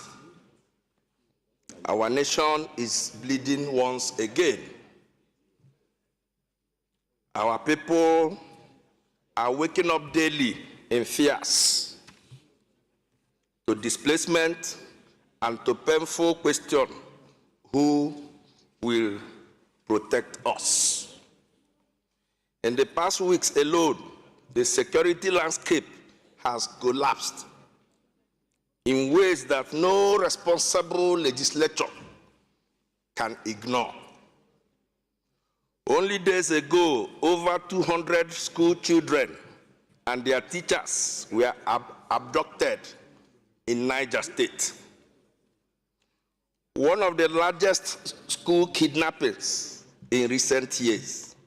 In Kebbi State, 25 school children were taken from their dormitory in the night. In Kwara State, government invaded a church service and murdered worshippers and abducted dozens. In Zamfara State, in Kaduna Plateau, parts of Benue communities are being raided, families shattered, and farmers driven off their land. These are not isolated tragedies. They are evidence of national security system that is overstretched, under-coordinated, and unable at this moment to protect the lives and properties of the Nigerian people. Mr. Speaker, it is the duty of any government, no matter its party, ideology, or promises, to secure its citizens. Where that duty fails, the nation must speak honestly. It is a degradation of state capacity. It is a growing confidence of armed groups, terrorists, insurgents, bandits, and economic militants who now operate with boldness that should alarm everybody. Honorable colleagues, while our people suffer, the world is watching. In recent days, the United States President Donald Trump and several American officials and institutions have expressed concern about the deteriorating situation in Nigeria. Other partners have also raised their voices. One may think of these expressions, they show one thing clearly, that the world recognizes that Nigerians are in danger, and the international community is worried about our stability. For this, we acknowledge and appreciate their concern. It is not a sign of weakness to admit when help is needed. It is a sign of responsibility. Mr. Speaker, let me be clear. Nigeria is a sovereign nation, but sovereignty is not strengthened by silence in the face of failure.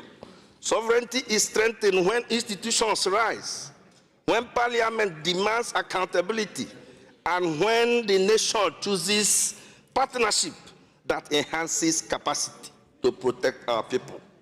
Therefore, this honorable House must take the position that, one, we cannot continue to lose our children to kidnappers. We cannot continue to bury our citizens in mass graves. We cannot continue to pretend that the current security architecture is working. Where genuine international assistance is offered, whether through intelligence, technology, training, surveillance support, or humanitarian intervention, Honorable Ginger, Nigeria should responsibly, transparently consider it. Mr. Speaker, I'm rounding up now. Honorable members, we have reached a point where doing nothing is dangerous, but admitting our limitations is patriotic. If our friends expresses willingness to support us Honorable in Ginger, 15 rescuing more our seconds, children, 15 more seconds. strengthening our forces, improving our intelligence system, and rebuilding our security capacity, we have no choice but to consider that support in the interests of the Nigerian people, subject to our laws and oversight. All right, Mr. your Speaker, time is up. Kindly hand up, please. I hereby Thank you. submit. Thank you. Thank you very much. The next to speak is Honorable Jafaru Mohammed. Please keep it within the 3 minutes, and that will be followed by Honorable Anwalu Walabe. Is Honorable Jafaru Mohammed Ali here? Yes, sir. Thank you, Mr. Speaker. No. Honorable colleague, Jafar Muhammad Shatim Margu is my name. I represent Borogu Agora Federal Constituency. Mr. Speaker, I'm from Niger State. Mr. Speaker, I have to appreciate this Honorable House for having this kind of gathering where we can express ourselves due to our situation from our different constituencies. I really appreciate. Mr. Speaker, sir, with due respect, I will go direct on the issue that's bordering my constituency with the present situation. Sir, with great dismay, on 21st of November 2025, gunmen attacked St. Mary's Primary and Secondary School in Papiri, in Agora local government, Borgo Agora Federal Constituency of Niger State. Mr. Speaker, kidnapped 303 students, 12 teachers, almost Honorable 50. Bill, stand by, please. Honorable Bill, please stand by. Out of the 303 students, almost 50 were escaped. I reunite with their parents. Mr. Speaker, we are fully aware that government on their own side are trying their best to ensure rescuing the... Please stand by, Honorable. Stand by, please. Honorable, please. Rescuing the students. Please. But we are still soliciting for more pressure, sir, simply because of the way and manner the young children are. It will be difficult for them to have the shock absorber of those people due to their attitude in nature. So we are still soliciting for more support, and we are expecting to be delivered any moment from this moment. Secondly, sir, also on 4th November 2025, during my routine condolence visit to my constituents, I was attacked by armed gunmen in hundreds, which resulted to loss of lives and injuries to many innocent personnel. Mr. Speaker, point of order.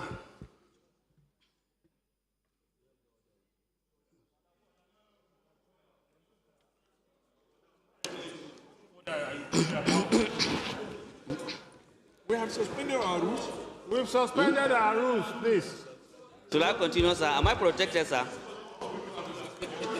This is Sir, I need your protection, this is a sir. special section. Honorable member, please. We have Please, Mr. please. Speaker, I need your protection. This is a special section, and we suspended our rules to be able to do this. Mr. Speaker, which Please, resulted... you are protected, Honorable Ali, but round up. It's Thank you remaining very 1 much, minute. Mr. Speaker. I really appreciate. Mr. Speaker, as I said earlier, which resulted to many loss of lives and injuries to many civilians. Regarding what has happened to me, sir, I don't have much to say, rather than thank Almighty Allah and to say those who lost their life, may Allah forgive them.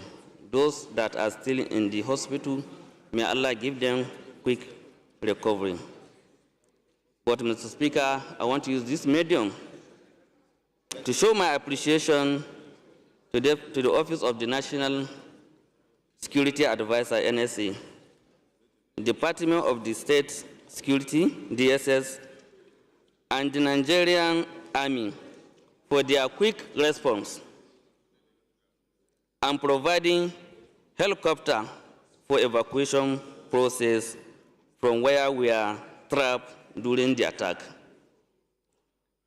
And special thanks to my Governor of Niger State, Farmer Umar Bago, for his intervention.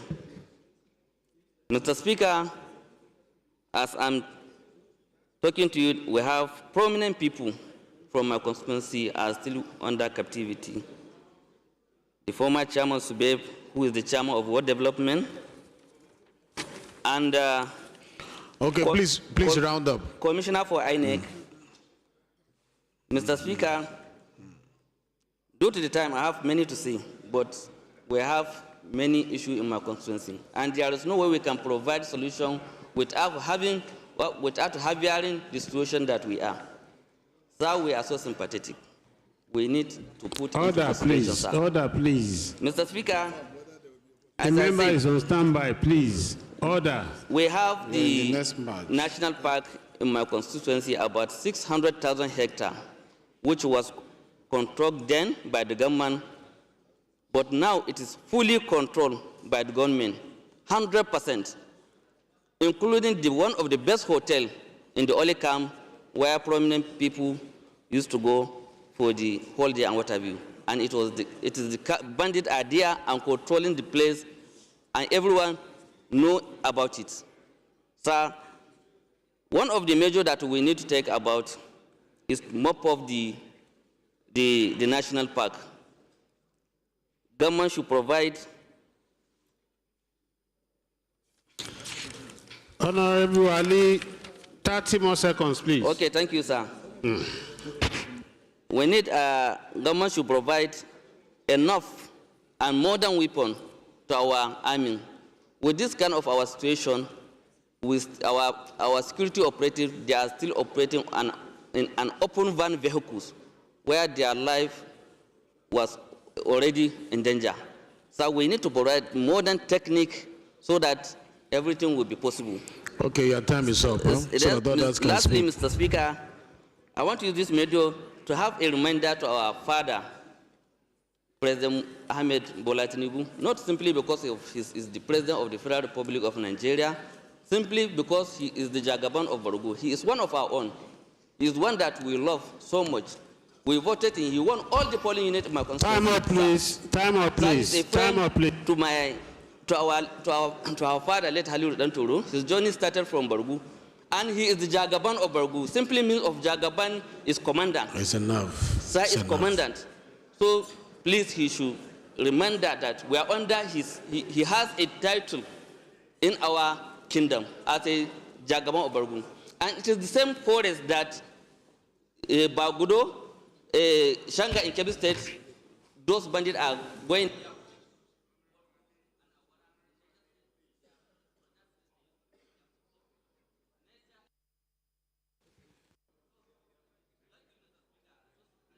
Thank you, Honorable Ali. Thank you very much, sir. Thank you very much. Why we allowed you the extra time was because of your experience and the attack that you had. But please, let us stick to 3 minutes.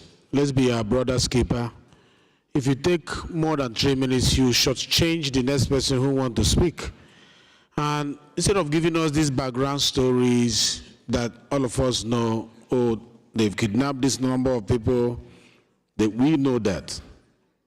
Give us the solution. Because repeating ourselves over and over again, the background has been laid. We are aware. So what we need now, give us what you think. In 3 minutes, what is the next thing to be done? Because people will be bored listening, even those who are watching from home, they'll be bored. 100 people mentioning the same background. Give us what you think is unique. And if, in all honesty, somebody has stated what you wanted to say.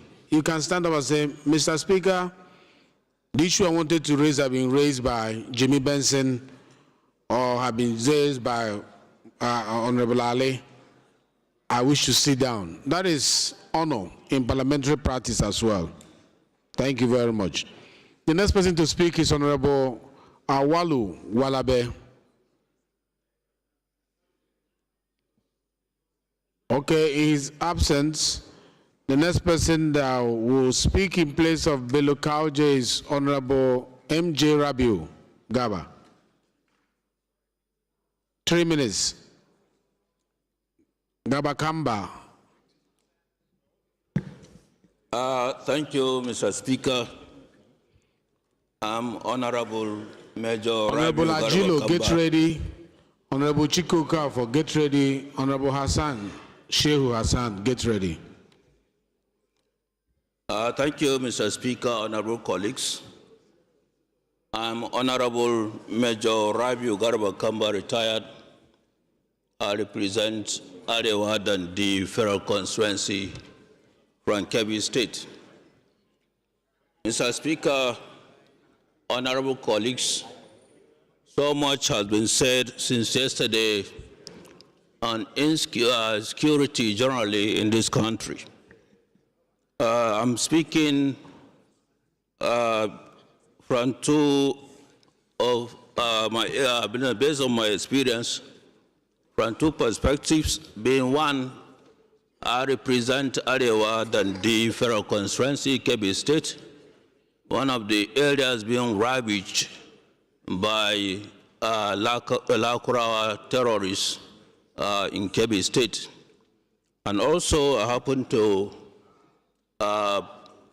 participated when I was in service in this insecurity operations, and also happened to be this one-time administrator of security in my state. That was Kebbi State. That's Kebbi State. When I was the secretary to the government of Kebbi State, as well as later the special advisor on security. So, Mr. Speaker, so much has been said, and I would like to restrict myself purely on issue of banditry and castle wrestling in the Northwest. We in the Northwest, I think the speech or the this is delivered by the Northern Caucus leader yesterday has said it all. But all the same, I would like to draw our attention on why this issue of banditry is so persistent and can hardly be resolved immediately within the Northwest region, in the sense that so many things have not been done. We will have looked at what caused this banditry in the Northwest. So much different causes, factors have been arrived at, and as of this time, there is no political will, or the government has not at least addressed these issues as of now that will help us to get out of this insecurity menace within this region. So I think there are these factors that we know are both kinetic and non-kinetic. If you look into, I think it will stamp out this banditry within the Northwest region. One, we all know the causes. There is actually massive poverty in the North.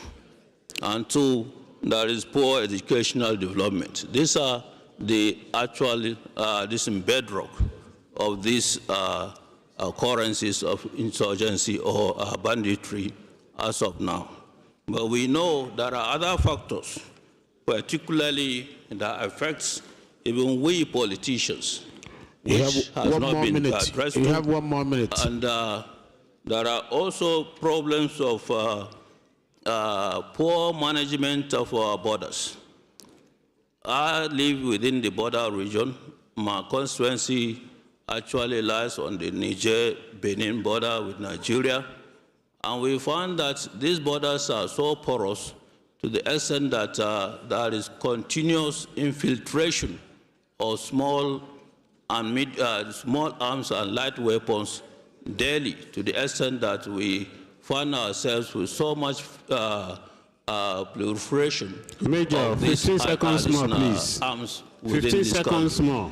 15 seconds more. Mr. Chairman, I have so much to present on this issue, but due to time limit, I think these issues are well known to the authorities.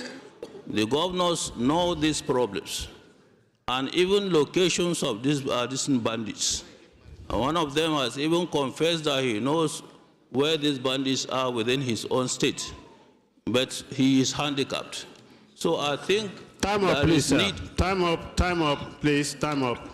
So, Mr. Speaker, I think there is need for us to come together and look at these factors that at least brought about this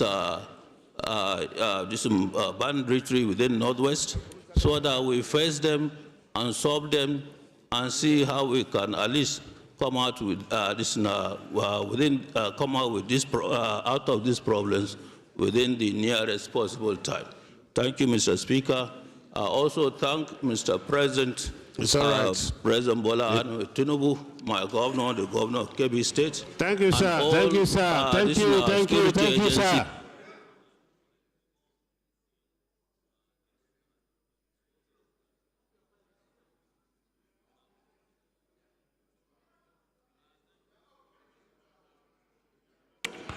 All right. Let me also say, if we want our brothers to speak, let's summarize our own within 3 minutes, so that those who are behind you will have opportunity to share their thoughts. And when the timekeeper says time up, please let's respect the whip of the House. Thank you very much. The floor is yours, Honorable Omar Ajilo.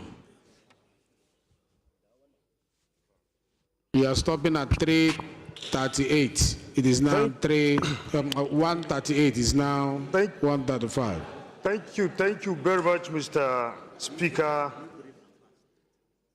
My highly respected honorable colleagues, Omar Ajilo is my name, member representing Makaripi Kudan Federal Constituency. I am from the northwestern Nigeria of Kano State, the zone that are experiencing a lot about the current situations of national security threat. Mr. Speaker, as you said, I too realize that most of the said has been said since yesterday. There is a lot that have been spoken about on this particular matter of national security threat.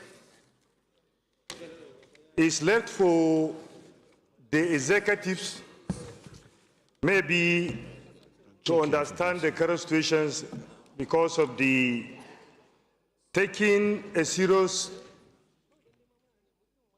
interventions against these current situations of national security is directly under the executives, which is, I know, they are all aware what is happening in the country.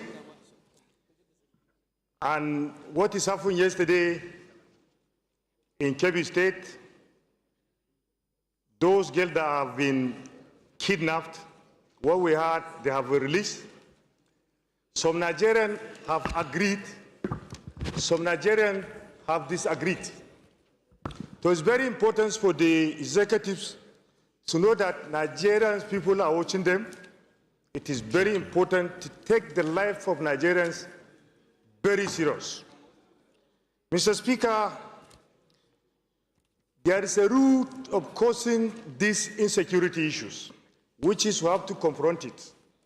Number one, we all aware that we have 360 constituencies, which is, I don't think there is a 30% of these constituencies that are not affected by this current challenge of insecurity. Currently, we know what is happening about the current level of poverty across the country, which is increasing the high level of this insecurity across the country. You have 1 minute more. Your Excellency, I just have 1 minute. Your Excellency, the insufficiency of manpower, equipment, and technology for the security agencies is one of the reasons that I think the security agencies, maybe they are not performing well.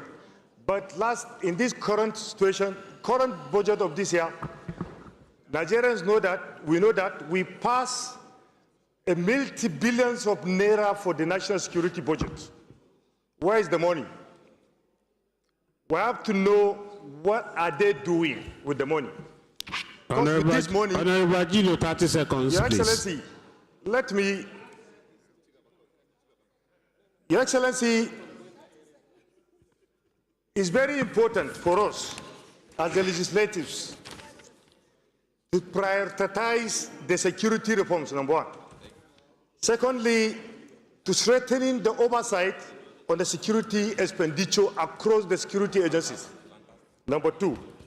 Number three, to support the laws that empower our security agencies, that's number three. Mr. Speaker, as you said, and my dear colleagues, I so submit. Thank you very much. Thank you very much. Most of these ideas, because of the time that we don't have, you can also submit them in written form. We are collecting some of them, so you just summarize. We have some of you who have submitted. We have the details, so don't even bother with so much details. You can go to the punchy area, and then we'll work with the document you have submitted in highlighting your thoughts.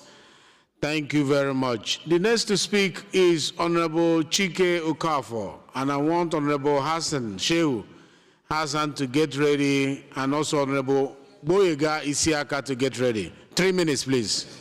Thank you very much, the Right Honorable Speaker. I want to thank the leadership of the 10th Assembly for dedicating the whole of yesterday and the whole of today, not only to review, not only to expose pain, but also to propose concrete, lasting solutions to this menace, to this carnage. Let me say that I have a very comprehensive write-up on this, which I have submitted, but for want of time, I will just do a small summary. Mr. Speaker, I listened to everyone, but before I continue, Baba Jimmy Benson here, a very respected member here, looked at me and said, today we are coming to talk, and you didn't dress like an Igbo man.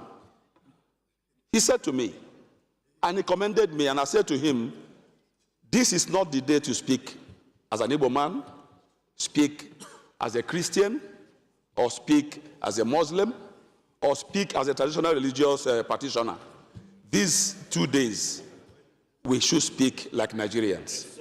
And what I have noticed since yesterday is that all those that spoke, including but not limited to the leaders, including those that spoke today, live to the spirit and the letters of our national anthem in the first, second, and the third stanza. And I quote, though tribes and tongues may differ, in brotherhood we stand. The second one is to hand to our children a banner without stain. And the last one is help us to build a nation where no man is oppressed. I believe that all the gamut of our submissions since yesterday and today, this is where we want to drive at, where we want to arrive at. And I want to thank the leadership. Let me mention some things I already noticed as some of the root causes that have been driving this insecurity. One is organized banditry. The second one is insurgency and terrorism. The third one is communal and ethnic conflict. We also have weak intelligence and coordination, state capacity deficit. And the last one, which concerns me as chairman, House Committee on Nutrition and Food Security, is the fact that insecurity is undermining agriculture, displacing communities, and reducing productivity. Today, our farmers are not safe, especially in the north central, northeast, and of course, in fact, all the corners of the country. Unfortunately, the gun doesn't know who is a Christian or who is a Muslim. It doesn't know whether you come from northeast, northwest, south-south, southwest, or southeast.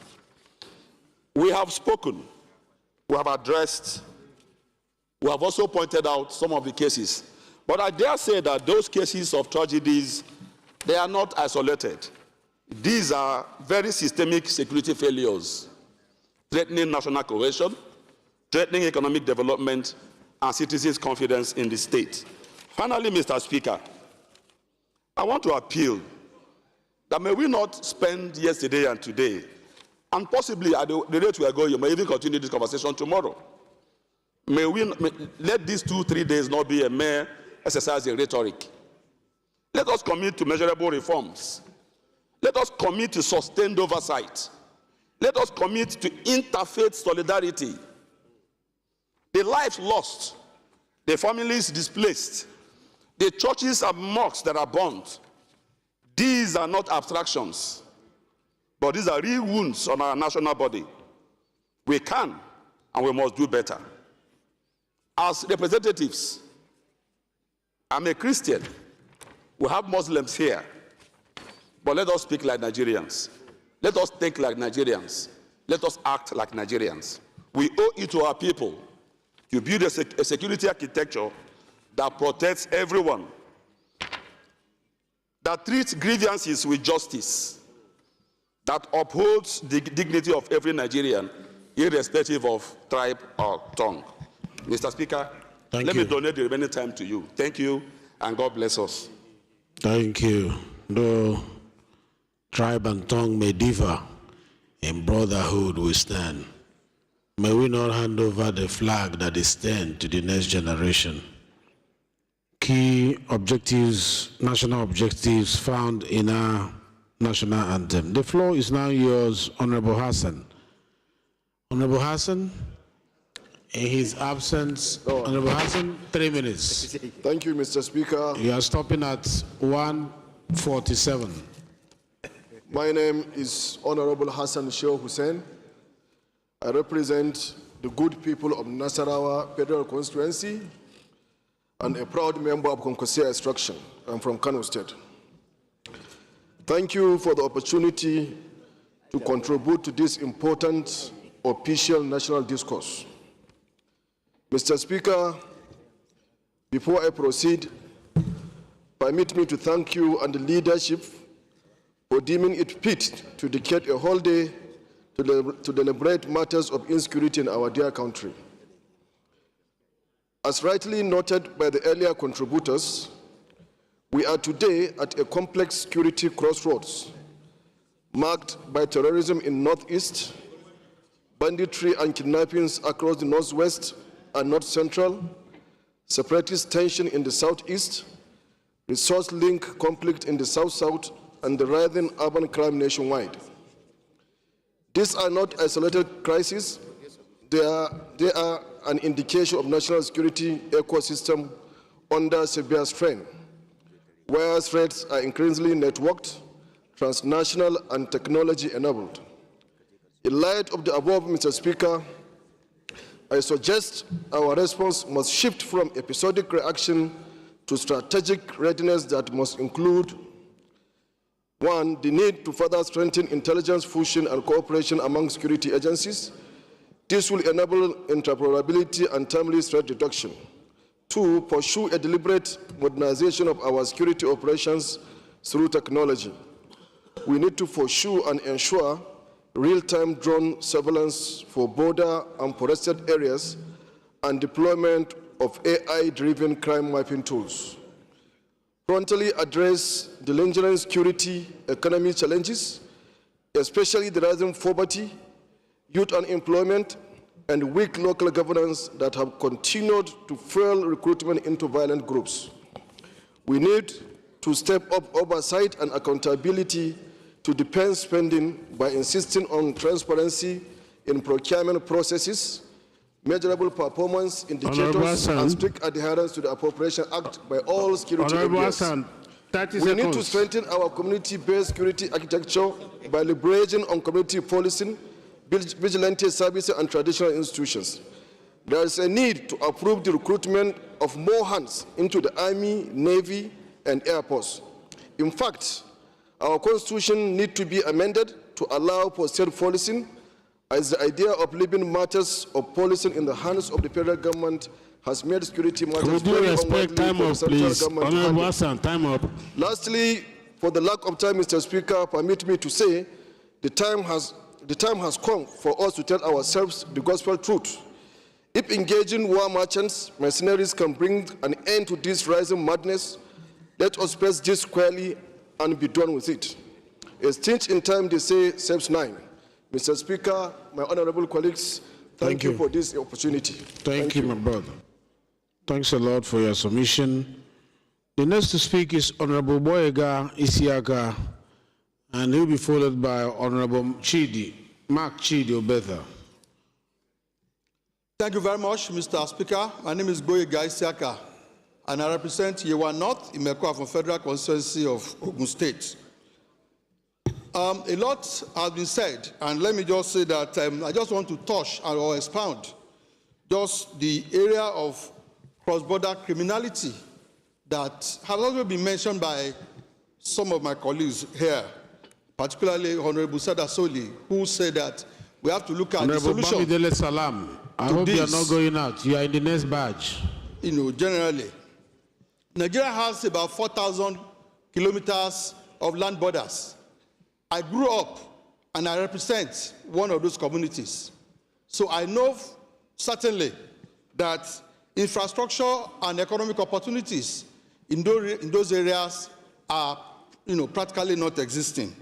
And this gives room to quite a lot of issues. And I know that a number of countries, both within the continent and outside, have used border community development to fight criminality and insecurity.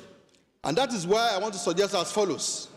One, that our Border Community Development Agency that has been on for quite some time in this country should be strengthened and also expand the scope of this agency such that they can serve the people of those communities that are largely poorly served in area of social and economic development. Two, the various regional development commissions that have been set up by Mr. President You have one more minute. Should look at investing in these border communities.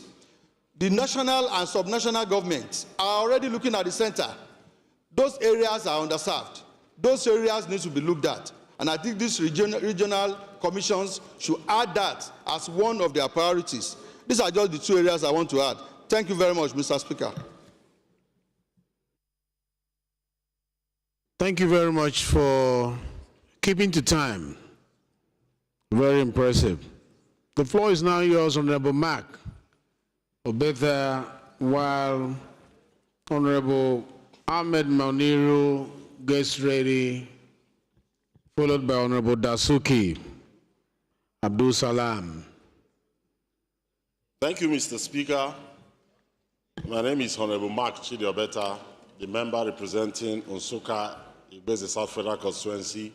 Mr. Speaker, honorable colleagues, I'm from Enugu State. Mr. Speaker, honorable colleagues, I appreciate the privilege to address this year's Legislative Day, a platform dedicated to sober reflection on the nation's security situation and the duty we bear as lawmakers to restore peace, stability, and confidence across Nigeria. My presentation focuses on three key areas. One, Nigeria's multifaceted security challenges with a special lens on the daily realities in our communities. A review of current government interventions, including their limitations. Three, legislative and oversight measures that can meaningfully reshape our national security architecture. The first area has been properly dealt with, which is the overview of Nigeria's security challenges. Honorable colleagues, Nigeria today faces overlapping crises: terrorism, banditry, kidnapping, farmer-herder conflict, separatist tensions, and the breakdown of trust in state institutions. Nowhere are these pressures felt more intensely than in rural and border communities, where porous boundaries and chronic under-policing turn ordinary life into a daily gamble with danger. That is banditry, kidnapping, farmer-herder violence, internally displaced people, insurgency, spillover, and arms trafficking. The second area like I said, has been dealt with, but we have seen a lot of government interventions, but there are limitations. Impunity is rampant, security responses are slow and often compromised, budget implementation is very weak, rural communities in the country remain neglected, and national security planning is never implemented. Now I'll go to the proposals, solutions, so for want of time. Honorable colleagues, Mr. Speaker, in conclusion, I urge this House to prioritize 3 action points as we observe this legislative day. 1, pass the Legislative Security Directorate Bill to fortify our institution. 2, strengthen security oversight to ensure transparency, accountability, and appropriate funding. 3, address root causes of insecurity through climate-resilient agriculture, ranching reforms, and youth employment. 4, introduce state police and properly structured community policing. Honorable colleagues, insecurity in Nigeria is not abstract, it is personal. Honorable Mark, our roads have become... Please round up. Time up, please. Our roads have become death traps. Our farms have become battlefields. Our youths, women, children live in fear. Our people are crying for help. We must answer that call. Let us rise above politics, partisanship, and bureaucracy to secure the future of our nation, starting with the most vulnerable communities. Thank you, and may God bless the Federal Republic of Nigeria. Thank you so much, Mr. Speaker, honorable colleagues. Thank you very much. The floor is yours, Honorable Ahmed Muniru, but I've been told it's not here, so the floor is yours, Dasuki. While Dasuki is getting ready, I would like Honorable Bamidele Saddam, Honorable Noli Naji to be ready, followed by Honorable Bamidele Saddam, Honorable Ibiriake Ibori, Honorable Midala Osman, Honorable Shina Ayodeji, Honorable Saidu Musa Abdullahi, Honorable Donald K. Ojogo, Honorable Kabir Tukura, and Honorable Inu Agaba. The floor is yours, 3 minutes. Thank you, Mr. Speaker. Honorable colleagues, I remain Abdusamad Dasuki, representing Kebe Tambuwal from Sokoto State. Mr. Speaker, honorable colleagues, let me start by joining my colleagues to condole all the families that have been affected in one way or the other in the criminality we are facing in our country today. Having said that, Mr. Speaker, let me use this opportunity to appreciate members of the armed forces and other security agencies, and in particular, condole with the family of Brigadier General Uba, who passed away a couple of weeks ago. Mr. Speaker, honorable colleagues, I would just want to remind us that we missed or we passed a very senior officer in the person of Brigadier General Uba, who showed courage in what he did on that unfortunate day, where he could have sent his soldiers to go on patrol, but decided to, as a general, to go on patrol himself to make sure that he clears all these criminals and these terrorists along the line so that we can live in peace. Mr. Speaker, honorable colleagues, having said that and seen that, in the last couple of days, I want to believe we have not seen enough incentive to the members of the armed forces.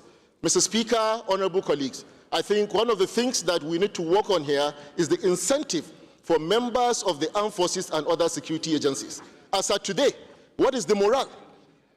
If you want to join, yes, we have seen a report from the president where he has mandated that we recruit extra policemen and members of the armed forces. But there should be an incentive. So I think one of our decisions here, or resolutions, should be incentives for security officers and members of the armed forces. Having said that, Mr. Speaker, honorable colleagues, I would like to highlight a very serious issue that happens within about 7 states of this country, which is Nigeria's relationship with Niger Republic. Mr. Speaker, honorable colleagues, Niger Republic is too important for us not to have a political solution to our problems with them. And on that note, I will call on the President, or we should have a resolution, to call on the President to immediately appoint ambassadors so that there can be interface between Nigeria and other countries where we have concern and security issues. Mr. Speaker, having said that, Honorable Dasuki, my chair. I've just said 1 minute. So all the chairmen of committees have said something with regards to the funding of security agencies. Mr. Speaker, we know, like you know, in the last couple of weeks, we've had cause to suspend sitting because our contractors have not been paid. How about our security agencies? Have we been able to find out what is the current payment status of what is expected for these gentlemen, men and women that are out there to save us? On that note, we are very much aware here that there's a current financial challenge in the country. We are very much aware. In the parliament here, we don't need anybody to tell us. But we know there's something that is going on, which is given topmost priority in this government. Mr. Speaker, the coastal road should be looked into. As of today, we know is one of the projects that is getting more than enough funding. Mr. Speaker, honorable colleagues, I want to speak that we need to speak with the executive. More especially, you should have a one-on-one with the president. His legacy as of today, or what Nigerians desire, is to have an impactful security agencies. All right. The resources that Chief are channeled Whip, are you still checking the time? Mr. Speaker, I am talking about there's a nexus. There's a nexus with security and funding. You can't take that away. Please. And to go to the root of this problem, like we all know, is poverty, insecurity, unemployment. So these are the issues that we need to tackle. So, Mr. Speaker, honorable colleagues, having said that, let me round it up with one of the leaders has said, we are in a war today. We are in a war. So I think one of our resolutions is to call on the president to declare a state of emergency in Nigeria. Because like you led the foundation, I don't know whether it's accidental, every geopolitical zone has spoken and everybody confirming that there's crisis in Nigeria. What is the definition of war? When there's a crisis or between states or between groups. And that is what we are seeing today in Nigeria. Honorable Dasuki, time up, please. Time up, please. Round up, please, sir. To resolve the crisis that is before us. Thank you. On this note, I thank you once sincerely for convening this kind of a session. And I hope, not like before, we will come back here again and be speaking what we are saying. Thank you very much, sir. We are not lacking resolutions. We are lacking implementation. Thank you very much, sir. Please, let's make sure whatever resolution we come. Honorable Dasuki, please, please. Thank you very much. The floor is now yours, Honorable Naji.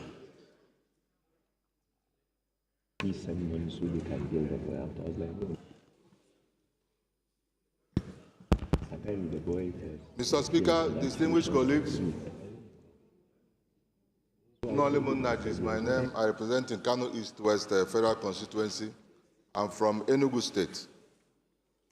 Mr. Speaker, while thanking the leadership for this opportunity, I also believe that the security situation in Nigeria has affected us directly or indirectly. We're all victims of the security situation in Nigeria. Coming from the southeast, Enugu precisely, we used to know southeast used to be the heaven during activities. Everybody wants to go back to southeast during activities. But at some point, we started having difficulties due to this unrest, these situations in the country. But I believe that in everything we want to do, we also need to look at job creation. Whatever we are talking about, if we don't find a way to create jobs for our youths, this situation will continue. It will continue in the sense that... Please check if your microphone is on. You can turn it off. We are hearing you from here.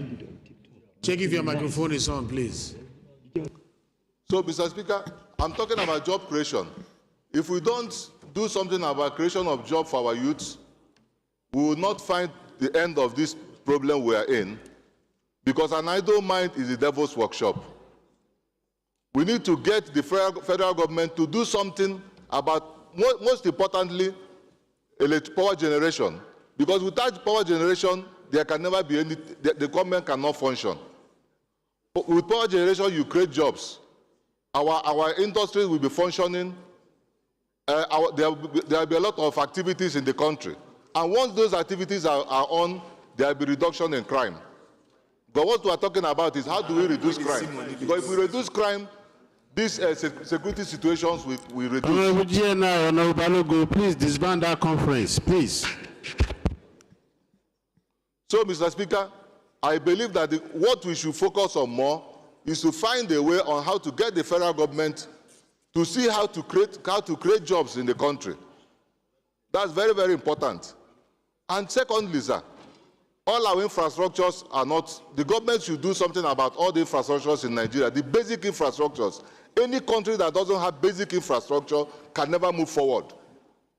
And all these things will help in reducing crime. Honorable Naji, 10 seconds, please. We cannot solve all the problems, but we can reduce it. In all the countries in the world, there is crime. But part of the ways to reduce this crime is to create jobs. So please, I want to thank you for this opportunity. Thank you very much.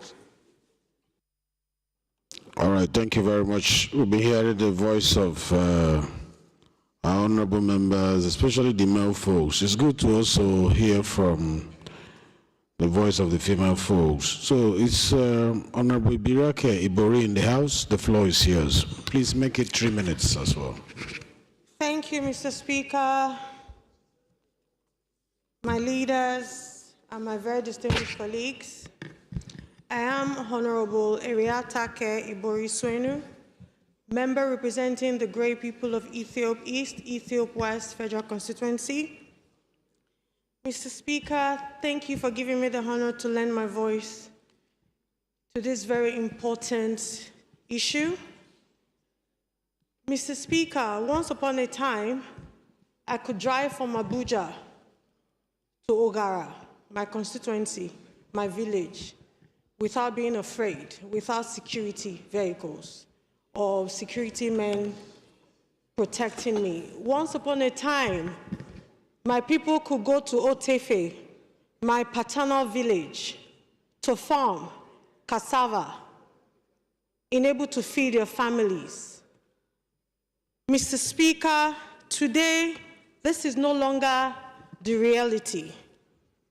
Last week, Mr. Speaker, I lost my acting chairman of APC to insecurity.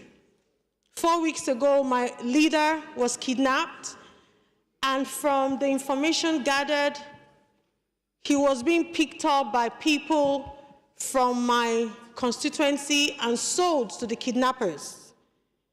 This tells you, Mr. Speaker, that the insecurity we face today is not just Boko Haram, but people within us, our very own constituents, our very own blood.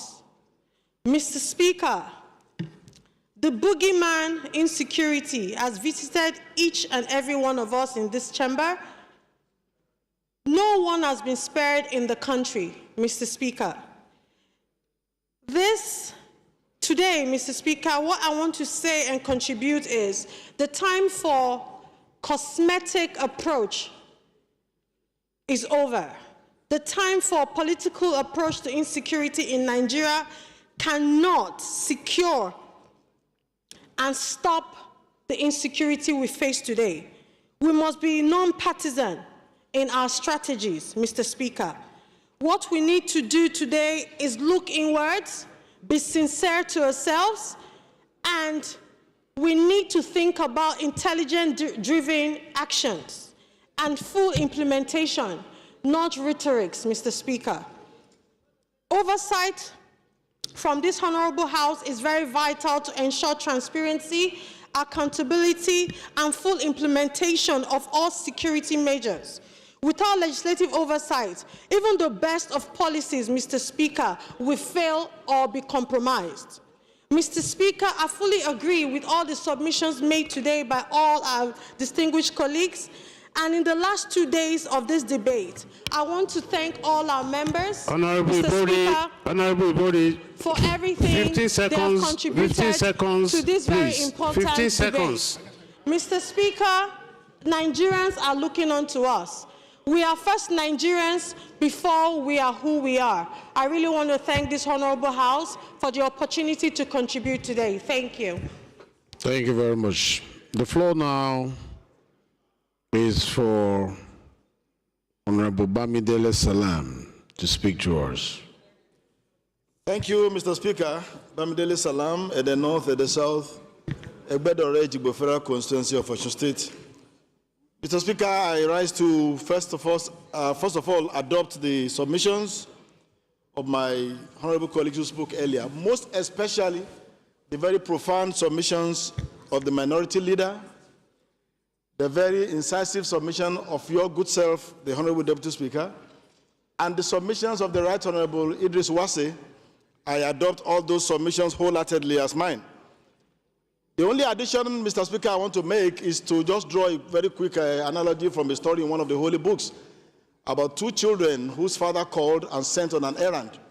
The first one said, "I am too busy, I can't go." The second one said, "I will go." After the father left, the one who said he was too busy was the one who went. The one who said he will go didn't go after all. Mr. Speaker, we are not lacking in theories. We are not lacking in position paper. We are not lacking in very profound ideas as a country. One thing we are lacking in is in following through these very beautiful propositions, theories, laws, and whatever that we have.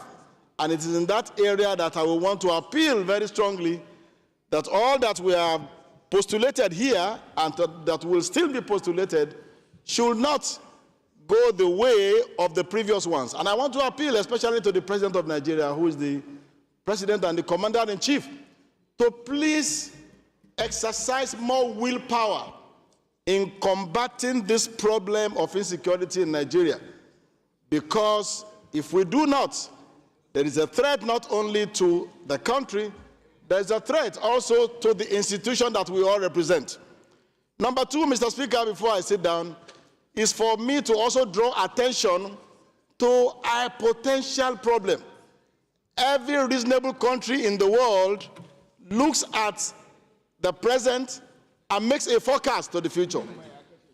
The present state of Nigerian children, 10 seconds more, please. where we have over 13 million of our children out of school.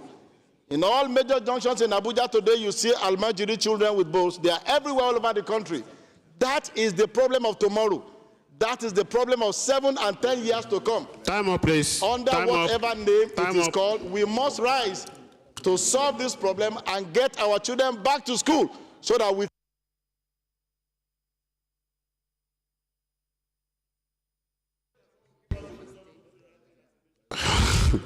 Please, thank you.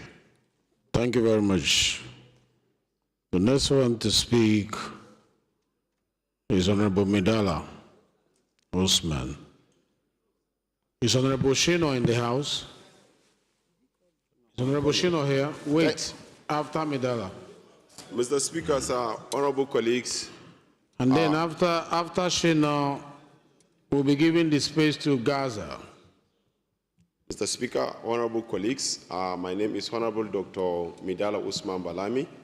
I represent the good and dynamic people of Askira Uba Hawul Federal Constituency.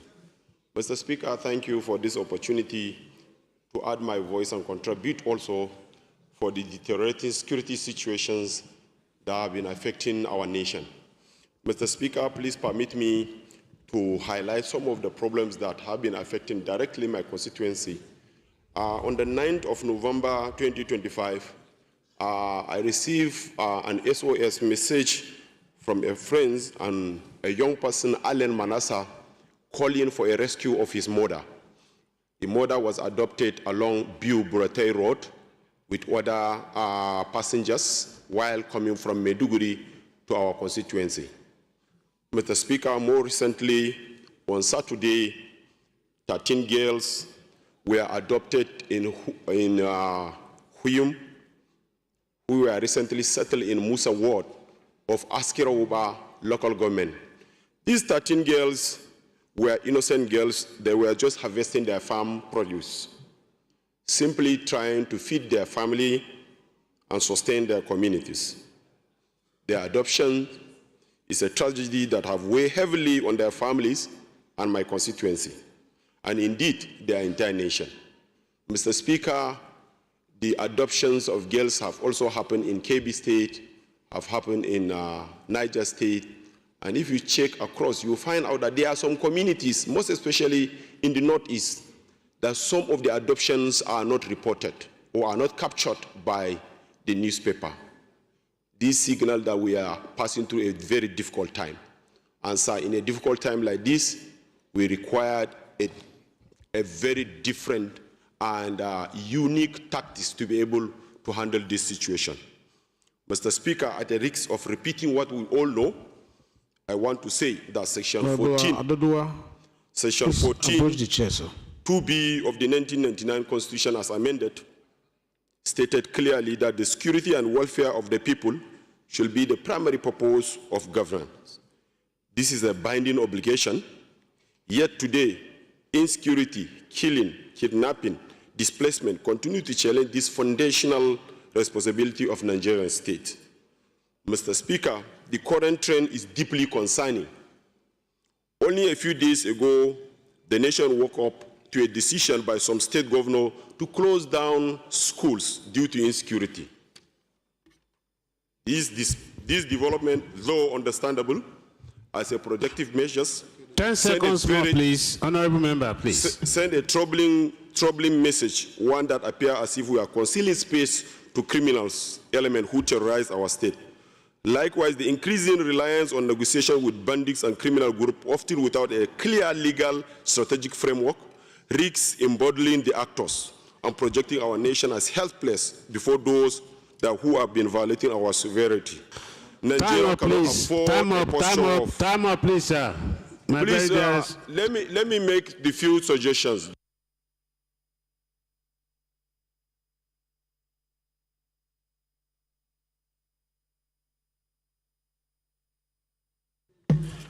Please, I want to suggest that we establish a unified, intelligence-driven joint security command, ensuring a real-time coordination between all security agencies.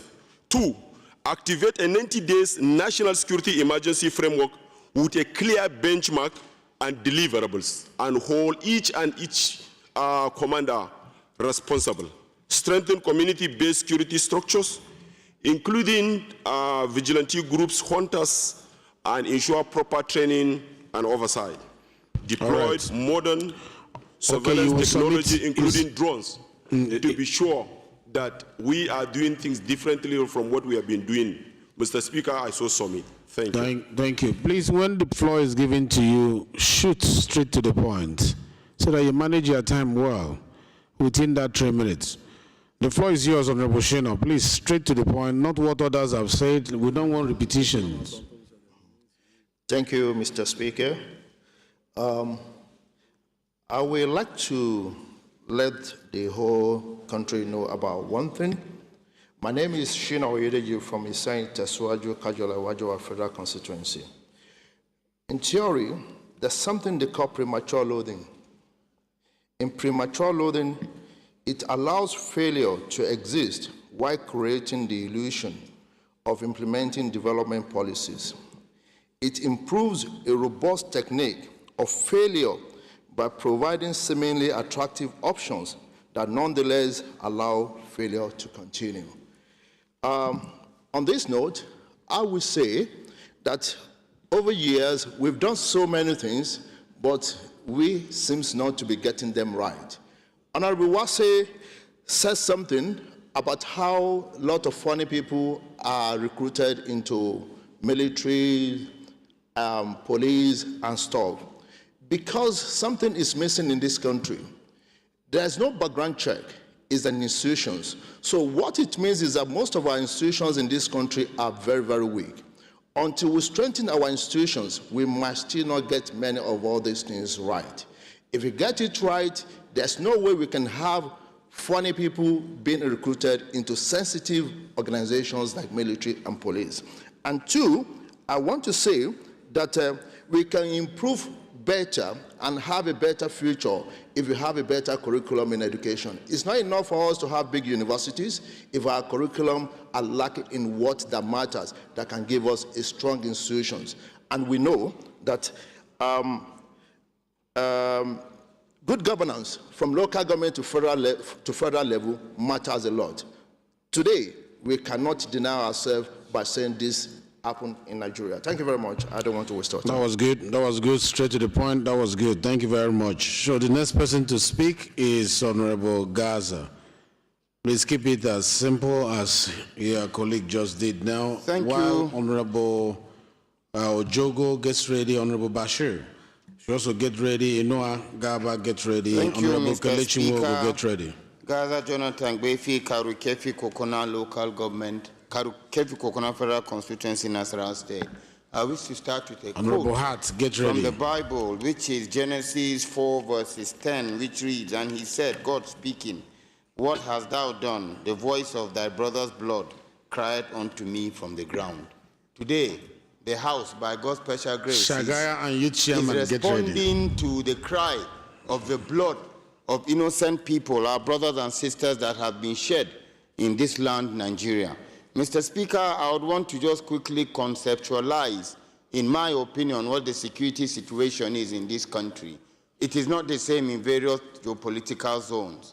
In the Northwest, you can talk about banditry, and you have a situation where you have some form of occupation, whereby the bandits, like as we read now, the bandits are actually coexisting with the inhabitants of that town. That's different. You equally have the sort that is propelled by economic gains, where you have, because of illegal mining and agriculture, the bandits are actually coexisting, or the terrorists rather, with the persons that are of that community. But you equally have the sort, like where we talk of the Nahawa killings in Plateau State, you talk of the Rope in Birkin Ladi, where you have massacres, where villages are cleared out, where there's some sort of, I would not want to use the word genocide, but actually alienating total villages and new sets of people being occupied, which account for the amount of people that are still in IDB camps in Benue State, even after years. Whatever I want to call it, but in my mind, this is massacre and can be likened to genocide. Having said this, I would want to speak on the fact that, number one, in order to get this right, a state of emergency must be declared in security, especially in all ungoverned spaces. I would want to quote what a particular minister of environment said. He said that one of the greatest problems we have is that our forests and bushes are not being patrolled in any way. We must be able to declare a state of emergency in these places and have the military clean them up. Furthermore, the leadership of the security agencies must be held to account. When you do not do your job, Gaza, you should be fired. 10 minutes Thank you very more. much. Honorable Gaza, 10 minutes.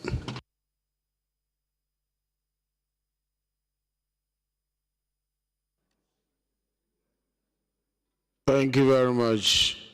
It was 10 seconds more, not 10 minutes more. Yeah. The floor is yours now, Honorable Donald K. Ojogo. Please stick to 3 minutes. Thank you, Mr. Speaker, distinguished colleagues. I remain Donald Kemekamba Ojogo. I represent the largest of the federal constituency. Mr. Speaker, I'm a very unique Ijaw man from Ondo State, southwest to Nigeria. Mr. Speaker, let me first join others to thank you and the leadership of this House for towing this line of honor and of patriotism. We've demonstrated enough courage to tackle this menace. It is only in God's hand we can commit our efforts. Mr. Speaker, today marks a day of note. It is a day we shall all be judged by both our individual and collective sincerities as lawmakers elected by Nigerians to serve their interests. Today, the need has arisen that we not only speak out, and this day must be noted by all as the day that we stood before our Almighty Creator, whether we are saying the truth jointly and as individuals or otherwise. We have to be sincere with ourselves, and we must say what should be done to tackle the menace that we are facing. We must not deceive ourselves, Mr. Speaker, distinguished colleagues, that unabating insecurity issue in Nigeria is lumped in a web of networks that we all know, but we have refused to speak about. As it stands today, the signpost of insecurity in Nigeria is what I consider ideological extremism that is also being assisted and enhanced by the lesser vices of banditry and kidnapping. These are terrorist acts. Let us not deceive ourselves. And they are made easier by internal sabotage within the nation's security and defense forces, as well as within influential government officials. We must be bold enough to face the truth. For us to look for the solution to the problems, we must also look at the root causes of the problems we are trying to provide solution to. Mr. Speaker, the question then remains, who truly benefits from this prolonged war against insurgency? And why are those fighting insurgency being silenced from within? We have seen instances and examples that are abound, that answers have not been found to these posers. Until these questions are answered with transparency and courage, the nation's fight against terror may remain compromised. And God forbid. Yes, our unity as a nation is sacrosanct, Mr. Speaker, distinguished colleagues. And it remains our pride that Nigeria's diversity beautifies our unity that is very, very unique. All the same, the easiest way to break any union or any unity is to allow injustice, Honorable Donald, and equality time to up, fester. please. Time up, please.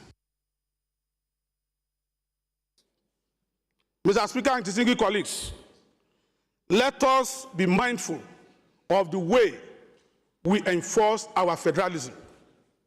May we not get to that stage where reversible efforts will be made by some persons to enforce resource Honorable justice Donald, for time up, themselves. please. Time up, please. Suggest as follows, therefore.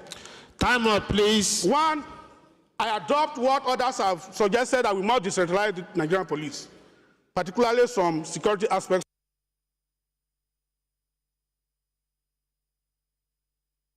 On the evil day for too long. Let us initiate processes that will ensure Honorable that Donald, Nigeria practice true please. federalism. Let's address We strictly with the must time, initiate please. processes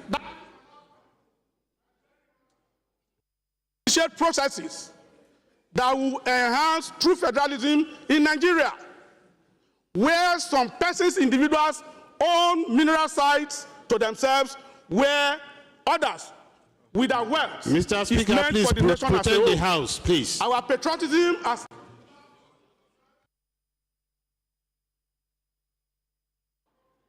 All right.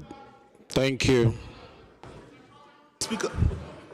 Thank you. Thank you very much. It's very important that when members ask for a chance to be given to them, they find a way to summarize so that others can also aid their view. Because what is the essence of speaking and your brother will not speak? So let's be mindful of time and respect the Chief Whip. We have only 35 minutes to leave this room because I've been sitting for 4 hours. And for health and safety, it is not healthy. We will finish in 35 minutes and then we'll spill over the remaining to tomorrow, if need be. So when we say manage your 3 minutes well, it's to accommodate as more members as possible. Please stop fighting with the Chief Whip whenever he calls you to order. Thank you very much. The next to speak is Honorable Bashir. The floor is yours, sir. Bashir Zubairu Usman is my name. I represent Bindungwari Giwa Federal Constituency. Mr. Speaker, right honorable members, I thank the leadership and the members of this House for bringing this issue at this point in time. It is timely, and I believe we are supposed to do this for a long period of time. Mr. Speaker, when you talk about banditry, insecurity, kidnapping, and others, when it comes to Bindungwari Giwa Federal Constituency, I think you come to the end of the border. We have suffered a lot of casualties, most especially for the last 7 years. Our people have been suffering for this, and I believe one day it will come to this point that we will stand here before all of us and face reality. Mr. Speaker, honorable members, we people that we are here, we cannot resolve the issue of insecurity. We will just continue talking. At the end of the day, there is no proper resolution on this issue. So many motion has been brought to this house for the first 2 years that we are sitting in this chamber. We make reference to the various committees, but surprisingly, it's only yesterday all the committees they are presenting their reports before this honorable house. Mr. Speaker, I would like to cut it short. I would like this honorable house to invite the President and Commander-in-Chief of the Nigerian Armed Forces to appear before this honorable house to present a state of affairs on the issue of insecurity. We are not fighting the President, we are not fighting the government. We want to know exactly what is happening. We have been giving money, all budget, all time. When it comes to budgetary allocation, we give security agencies money. Almost 14.something trillion has been given to them. What have they done with that money? What is happening to this country? So I think this is one. Two, we should invite also the security agents, service chiefs to appear, and also the security advisor to appear before this honorable house. I think that is how and when we can be able to talk and resolve the issue of insecurity and know how much have they spent and what have they doing. Lastly, Mr. Speaker. Thank you very much, sir. Time up, sir. Thank you. Thank you, Honorable Bashir. Like we always say, opinions expressed here are personal opinions and not yet the resolution of the House. And I'm sure if we want to invite the executive, we will first invite the service chiefs before getting to the commander-in-chief. I think we should focus on the service chief, who are the extension of the hand of the president. But like we said, it's not the resolution of the House. Yes, at the end of the day, the resolution will come from all these contributions. The next to speak is Honorable Said Musa Abdullahi. Are you here? Said Musa Abdullahi, yes, 3 minutes.